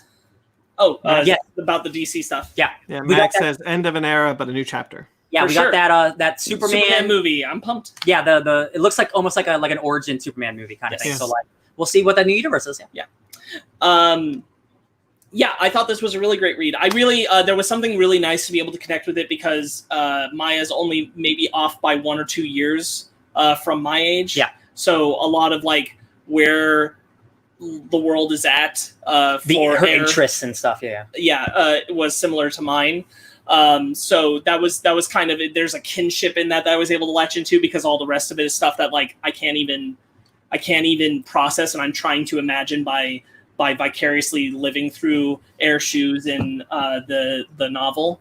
But I really enjoyed it. I think that these are the more that we're able to absorb material like this, the more that we can understand that perspective. Because like I never considered how difficult traversing that really, like I've thought about it, but I've never like deep dived into how hard it is to not recognize yourself in the world around To you. not be comfortable in the body you were born with. Right. Or even how to identify that. Yes. Like the words feel like they don't exist. Yes. I always appreciate you, Sparks, because you always bring these books into the light. I thought this book was incredible, and it's hard for me to criticize it because this book is really good. Sure. But it is such a personal take of It's a memoir. It's a memoir, so it's like I don't even know how you criticize it because it's just how they dealt with their life. But it's told in such a fun and creative way that only can be done in comic books. Right. I was, again, as a bunch of straight white dudes, like I am all about new perspectives and helping me. Mostly straight. Hey, dude, I think a hot dude's cool. Like hot dudes, I appreciate. I always have to say mostly straight for myself because I struggle a lot with my sexuality, and I felt this book was very relatable and kind of helped me. I'm not come to terms with. Come on, that's going to take years of therapy, but like helped me with kind of identifying some of the same issues where my own struggles would have aligned with hers, the Air's. Yes, I agree 100%. Like not to get like too personal, but like I don't really care. Like you guys know me. I haven't been in a relationship in 6 years. I think I'm discovering new stuff about myself that like I don't need sex in my life. I'm not a sexual person. I don't think I've ever have been. I like sex, sure, but you know what?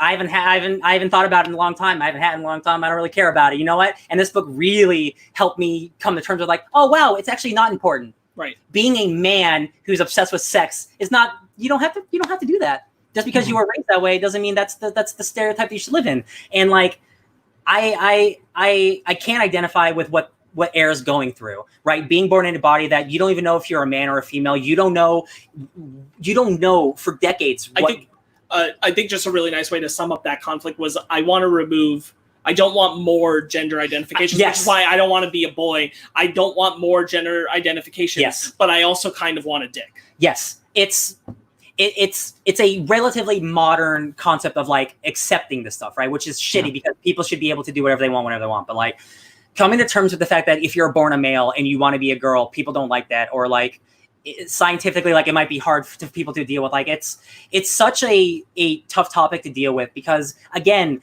regular people don't think about these things because they're not something they're dealing with. Mm-hmm. And I can't imagine being born the way I am and going, oh, I don't like anything about myself. I can't imagine living in a body that I'm not a fan of. Like that is such a powerful thing that like, that's why I'm such an ally. And that's why we're all allies, I think. Cause like, we don't know what it's like to not be comfortable in your own body. And like, you know what I mean?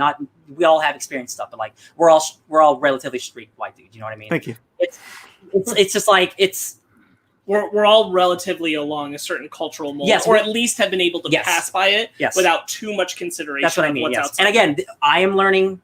We are all learning stuff. Like this is an educational process for all of us throughout the years of learning what people want to be known as, what they want to be identified as, and it's a learning process. And I really like this book because it's like when people are getting new pronouns and somebody messes up their pronouns, it's new to them too. like I have friends who have transitioned and I still get their pronouns wrong, and I'm trying. It's hard. It's just like when you're raised for 25 years a certain way, you got to learn the new way. And I think that it's nice that like they're not mad about it. They just want you to understand and like just learn about it. And I respect that part of this book a whole lot. Yeah, I do too.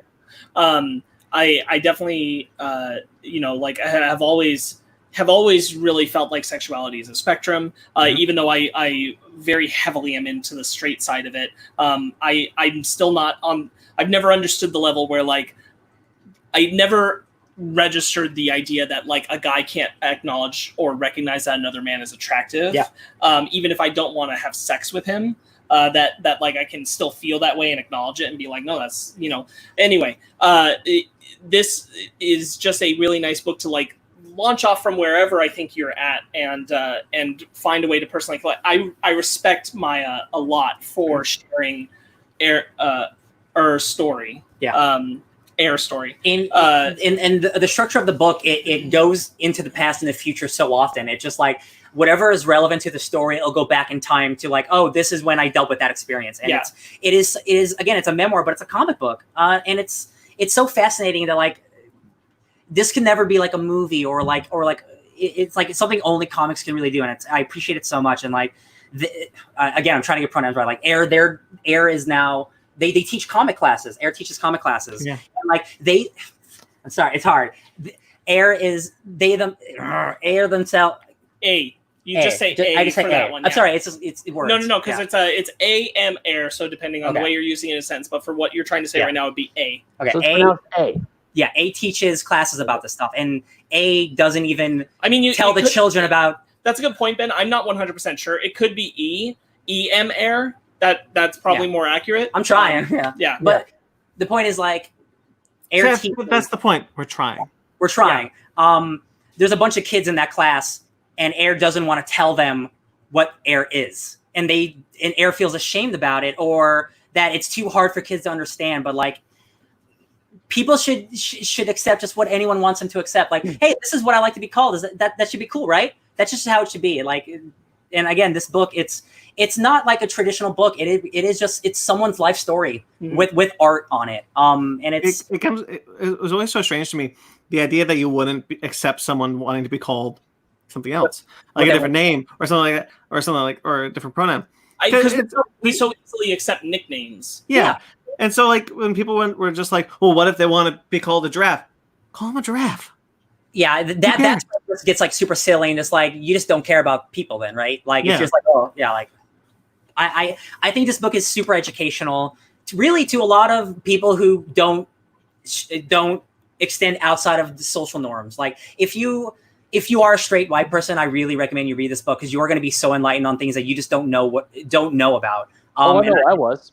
And again, like Sparks, like I really appreciate this book because I want to be educated as much as I can because I don't want to hurt anyone's feelings, and I want everyone to be accepted for how they are. And I'm glad comics like this can exist. Me too. I'll be honest. Like when I was trying to pick the book club, I knew I wanted to pick something that was written by someone who was either, queer or trans, and I was trying to decide what would be best for that. Whether it was something that actually addressed those things or just was written by someone who was. Mm-hmm. And I circled around genderqueer memoir for a while, and I'm like, you know what? I feel like right now I want to be educated.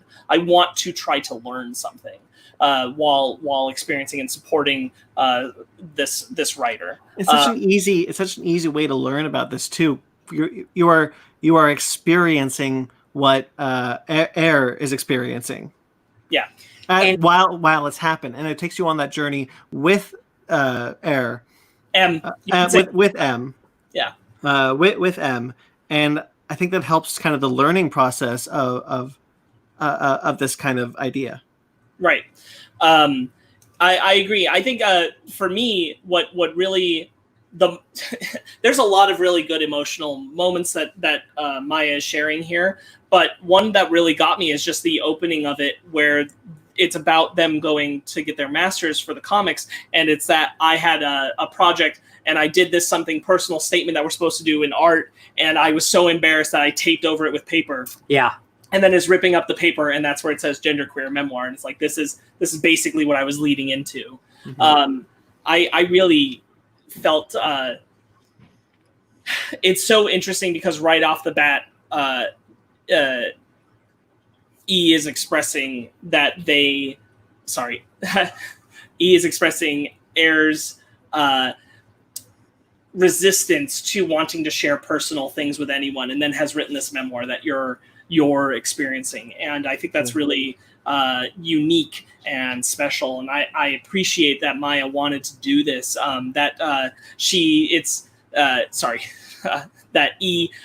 It's Maya and her sister who does the colors, and her sister is queer. That's also just a really nice moment, is relating to Air's sister's wife who transitions and becomes a man, and his experience. And they talk about, like, why don't you want to do these things? And it's so nice. It's also really nice. I'm really grateful for Maya that E was surrounded in a support system that for the most part embraced what Maya was going through. Right. This could have been in a lot worse of a situation. There are many people that are, but they're so open-minded in surroundings. There's a couple quotes that I want to read. My deepest relationships have always been with women. Does that mean I was a lesbian? But my sexual fantasies involved 2 male partners. Was I a boy trapped in a girl's body? The knowledge of a third option slept like a seed under the soil. Yeah. Like, just the fact that you don't think that there's another option, but like, oh, is this just how the way it is? It's like, I'm wrong. Like that, no one should ever feel that way. And that's, and it's shitty that it's taken up until now, basically, to let people just be who they want to be. Another one is like, I don't want to be a girl. I don't want to be a boy. I just want to be myself. Like, that's super identifiable, man. Like, it sucks. Like, when you're born in a body that you don't understand and you don't accept, like, doing what you have to do to feel safe and feel like accepted is not cool with a lot of people. And that's just a real shitty part of the world. And we're slowly getting better and better about it. And just talking about it like we are now on these podcasts about comic books is like just a small step that we can take to help spread the message about it. So I do want to share that, real quick. There's a webcomic called Confessions of a Demisexual, written by Courtney Worthit, Wirthit. My cousin shared that around because my cousin, I believe, has started to realize at this point that they're demisexual, and it's a variation on a spectrum of asexuality. There's actually a lot of facets to that, which demisexual basically absolutely requires deep emotional connection of years before sexual interest even begins. Oh, shit! Hey, I think I'm learning something about myself. So okay. That's also in a similar vein. That's something that listeners and you guys might want to check out at some point. I shared it with another close friend in my life who has told me that they've realized in recent years that they are asexual. I think that we're all kind of always learning extra new things about ourselves, but some people are learning new things about their sexuality, and there's it's like when E was looking at the dictionary and found Air's M's fetish.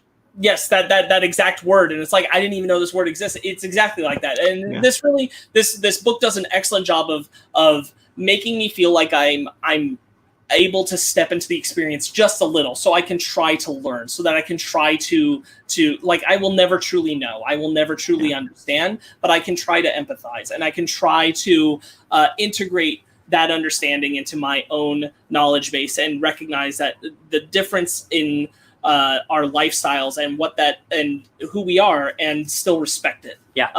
For both Maya and for anybody else. It's well made and well written enough where, like, even if you don't acknowledge or like associate like the same things you're going through with Air, you can absolutely empathize, and you can see, and it's well written enough where you're like, oh, I understand what Air's going through. 100%. Yeah, you can relate to it, and you can feel for it, because even though I don't have a vagina and I can't even imagine, I can still, the way that Maya is able to describe the pap smear exam. Oh, dude, that's so gives me uncomfortable Yeah. chills, and I'm like, I get I get the pain. Yeah. I can understand and relate to a pain that exists. Yeah. Even if it's not the same pain. Yeah. Ben, what you haven't gotten to say a lot. Go ahead. You guys have pretty much taken all the talking points I was going to talk about. Like, because as being a cisgendered straight white male, there have been times where I've thought about, like when I was taking human sexuality classes back in college, I wonder is like the people who are asexual, not like what I've recently learned the term non-binary recently. Like in these past few years when all this started coming to light, I was like, wait, there's an option for that? I had no idea. No clue. So to see Maya's journey go through that, I'm like, damn. So this is what it's like. Because being the way I am, thinking about how someone be like, oh, like, yes, you're asexual, they exist. Oh, they're transgender, they exist, that you do your thing. But for someone like me who is comfortable in his own skin, who is comfortable with his sexuality, who is attracted and all these other things, or Lucky bitch. sorry. But for someone like me who's grown up and comfortable to way he is, and just to I never really thought about what's like on the other side, or what's like for someone who don't know what they are, someone who doesn't feel like they're man or woman, they're just them. And for me, it's like just reading this, I'm like, that's why the most hard hitting quote for me was the one that Ryan just read. I don't want to be a boy, I don't want to be a girl, I just want to be myself. Yeah. Right. Yeah, that got me. Yeah. So reading that, it's like, damn, that's someone who really wants to know who that person is, and I definitely fell for it. I mean, yeah, definitely. If I ever come across a person, because I know I've definitely misgendered someone before. Brandon's actually corrected me a few times on when I misgendered someone accidentally, and I was gonna make a really bad joke. Never mind. Okay. Good. Yeah. But I mean, for some, like, I can understand why it's hard to misgender someone at the very beginning, but then when you're starting to get used to using their preferred pronouns, like if someone introduced me as like, yeah, I would like to be preferred to call me they or them or e or er. I mean, just tell me firsthand, and I will do my damnedest to make sure that's the right way. Yeah. I 100% agree. I also thought that it was amazing to me how much I understood when Maya is describing, saying, I don't want my pronouns to be they, them, their, because those don't feel right. And then here's em, air, and those do. And it's like, that's perfect. That's exactly what I want. And I'm like, I can kind of understand now. I can kind of understand that there's a disassociation where like those pronouns still don't feel like they're representing you. Yeah. And finding those right ones, what that means. Yeah, I respect that a lot. Yeah, me too. Yeah. I really, really enjoy this. I recommend it highly to everyone. One of the other parts of this book I really enjoyed was the excerpt from the neurophilosopher. Mm-hmm. An excerpt from that philosopher's book. I was like, that's actually. I thought that was really cool. How not only did Air cite the book, but also drew it in a way like it was a college lecture. But just reading it, like, oh, that kind of, if they think about it, kind of makes sense. Fun Home gets a panel in this book. Yes. Which I thought was cool. Yeah, I debated that one too. That was almost on the docket for this. Yeah, that's a really famous one. Yes, it is. Yeah, I pretty much agree 100% with what Ben's describing about it. I thought it was really good to include some textual material like that, even though it's a little dense. Like it's informative and it's well incorporated into the overall narrative. One of the scenes. Go ahead. Sorry, one of the scenes I want to talk about is the scene where she's trying to shop for her underwear or Air's underwear. My God, sorry. Okay. Ben, it's okay. You're fine. For M's underwear. Yeah, like they're walking through the house. I'm like, okay, Haynes, bikini cuts. Where are you? And he can't find him. And then he talks to his sister's boyfriend and says, "Oh, just get the briefs and just see." They got just comic books on these. Holy shit! Yeah. Like, I can't be wearing these. I could never imagine someone going through that. Like, I could possibly imagine a transgender person going from the men's section to the women's section or vice versa, but someone who doesn't identify as either or, trying to find essentially underwear that's comfortable and fits. Like, he was giving all the pink and the purple ones, the effeminate colors, to her sister. Mm-hmm. Yeah. And also, for someone who's like, oh, this is the stuff I like and it's comfortable and I can wear this and it fits with everything. Yes. I was like, that Yeah. I never would have thought to go through that. It's like, because every time I go underwear shopping, I'm like, I know exactly where to go, where the stuff I like is. I pick it up. I don't have to think about it because it's already there for me.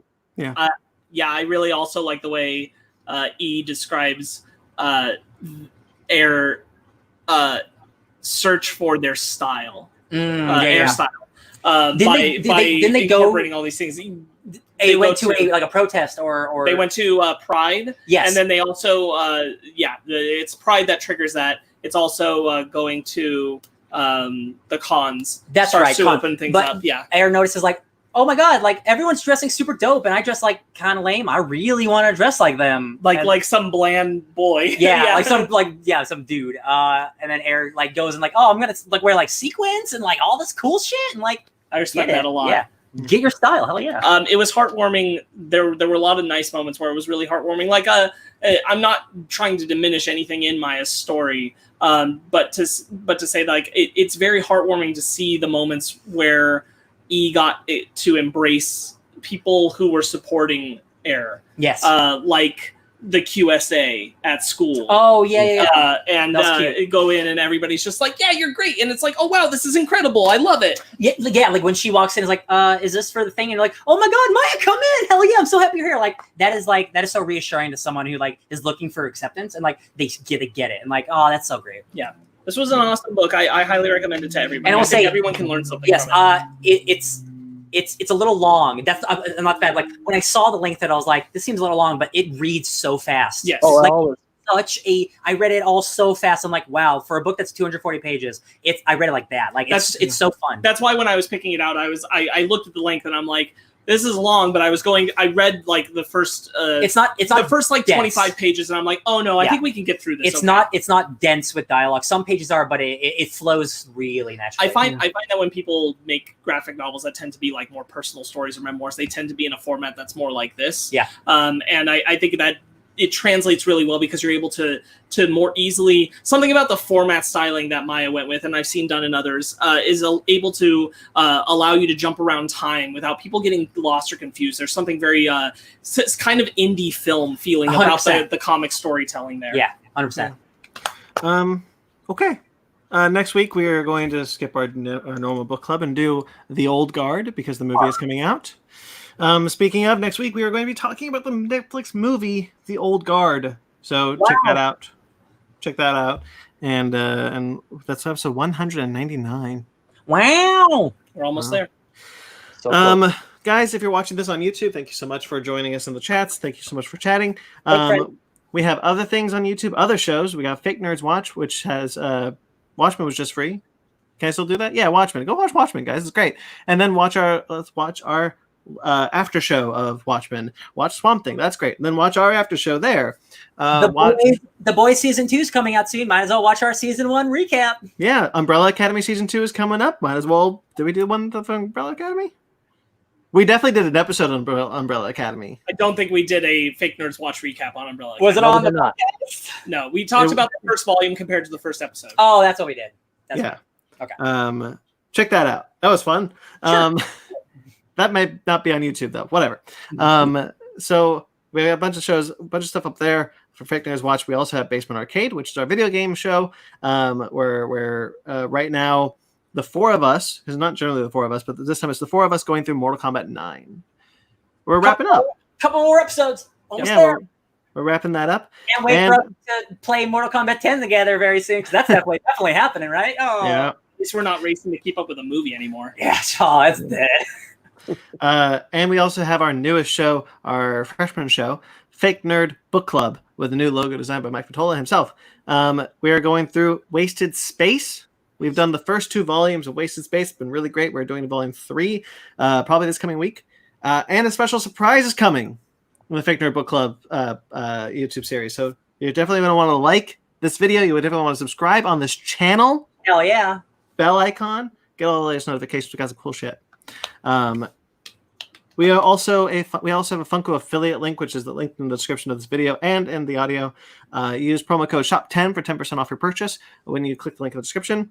We also have a Patreon and a TeePublic if you want to support us there monetarily, not just the beautiful support you give us now. you can. We have a Pick Nerd Book Club shirt up there. We got a Miscellaneous shirt. We got a Basement Arcade shirt. We got a Don't be a dick. Don't be a dick. Don't Be a Dick. We just sold a couple of those. You can find all of that in the link in the description. We also have Fake Nerd Podcast masks. Guys, when you go outside, wear a mask. For the love of God. Yeah. I want to see my friends again. I cannot see my friends ever again if you're not wearing these masks. You know where you can get some masks. You can get some Fake Nerd Podcast masks. You support your favorite podcast. You support your favorite podcasters who want to see their friends.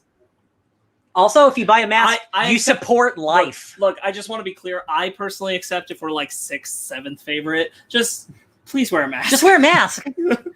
And you can find these cool Fake Nerd Podcast masks crafted by Z.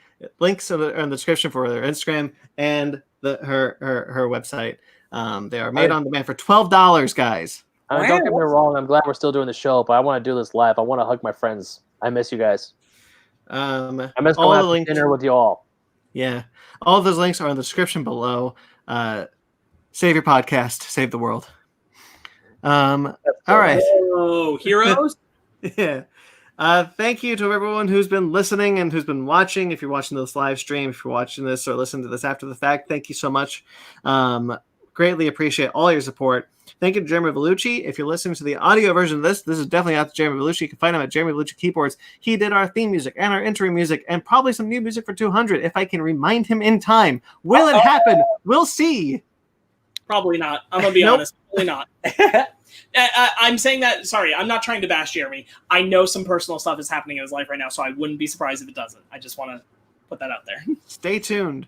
You can find his podcast, Suburban Proctologist, 9 episodes now. Suburban Proctologist. You can find that on iTunes, Facebook.com/Suburban Proctologist Official, and Instagram at SubProc Podcast. Thank you to Mike Matola. Mike, you're amazing. Thank you for commenting my poster. Mike, I got your poster up. Every household should have a Mike Matola original. You can find him at Mike Matola. He did our logos for our Fake Nerd Book Club, Miscellaneous, and Fake Nerd Podcast. Hey, here's another good excuse to wearing a mask. Miscellaneous will come back if you all wear masks. Yeah, that's how it'll go. Yep. Subscribe to us on... You shouldn't put that on the American people. You can't trust them. Twitter. You can find us on Twitter, Instagram, Facebook, all at Fake Nerd Podcast. FakeNerdGuys@gmail.com. If you'd like to get in touch with us personally, I'm at BTBclair on Instagram and Twitter. Ben? You can find me on Instagram and Twitter at BenMagnet27. And also, do you like video games? Because I like video games. I'm just all this bitch. I have to like video games. Because if you also like old school video games as much as I do, I also write for oldschoolgamermagazine.com, where I finally put up a new article this weekend, and another one is going to go up tomorrow. I wish you had told me that. I would have put it in the description below. Hooray! Right. Oh, I'll text you right before I... it's too late. The video's up, Ben. I'm talking about the new one. Okay, that's fair. That'll be for next week. Edit the description. Shh. Subscribe. But anyways, I'm back, bitches. Sparks. You can find me contemplating how I'm going to rearrange my comic book collection at Sparks Witty on Instagram and Twitter, SPARKZ Witty. Ryan. Hey guys, I'm DJ Tony Snark everywhere. I might stream this week if I don't get too booped out from work. But I want to play some more Man Eater, not Manhunter. So check me out, DJ Tony Snark. Boop boop boop out. Subscribe to us on iTunes, Stitcher, Google Play, TuneIn, Spotify, iHeartRadio. Rate and review wherever you get us. We greatly appreciate it, guys. Until next time, wear your damn mask. Beepity boop, stay fake.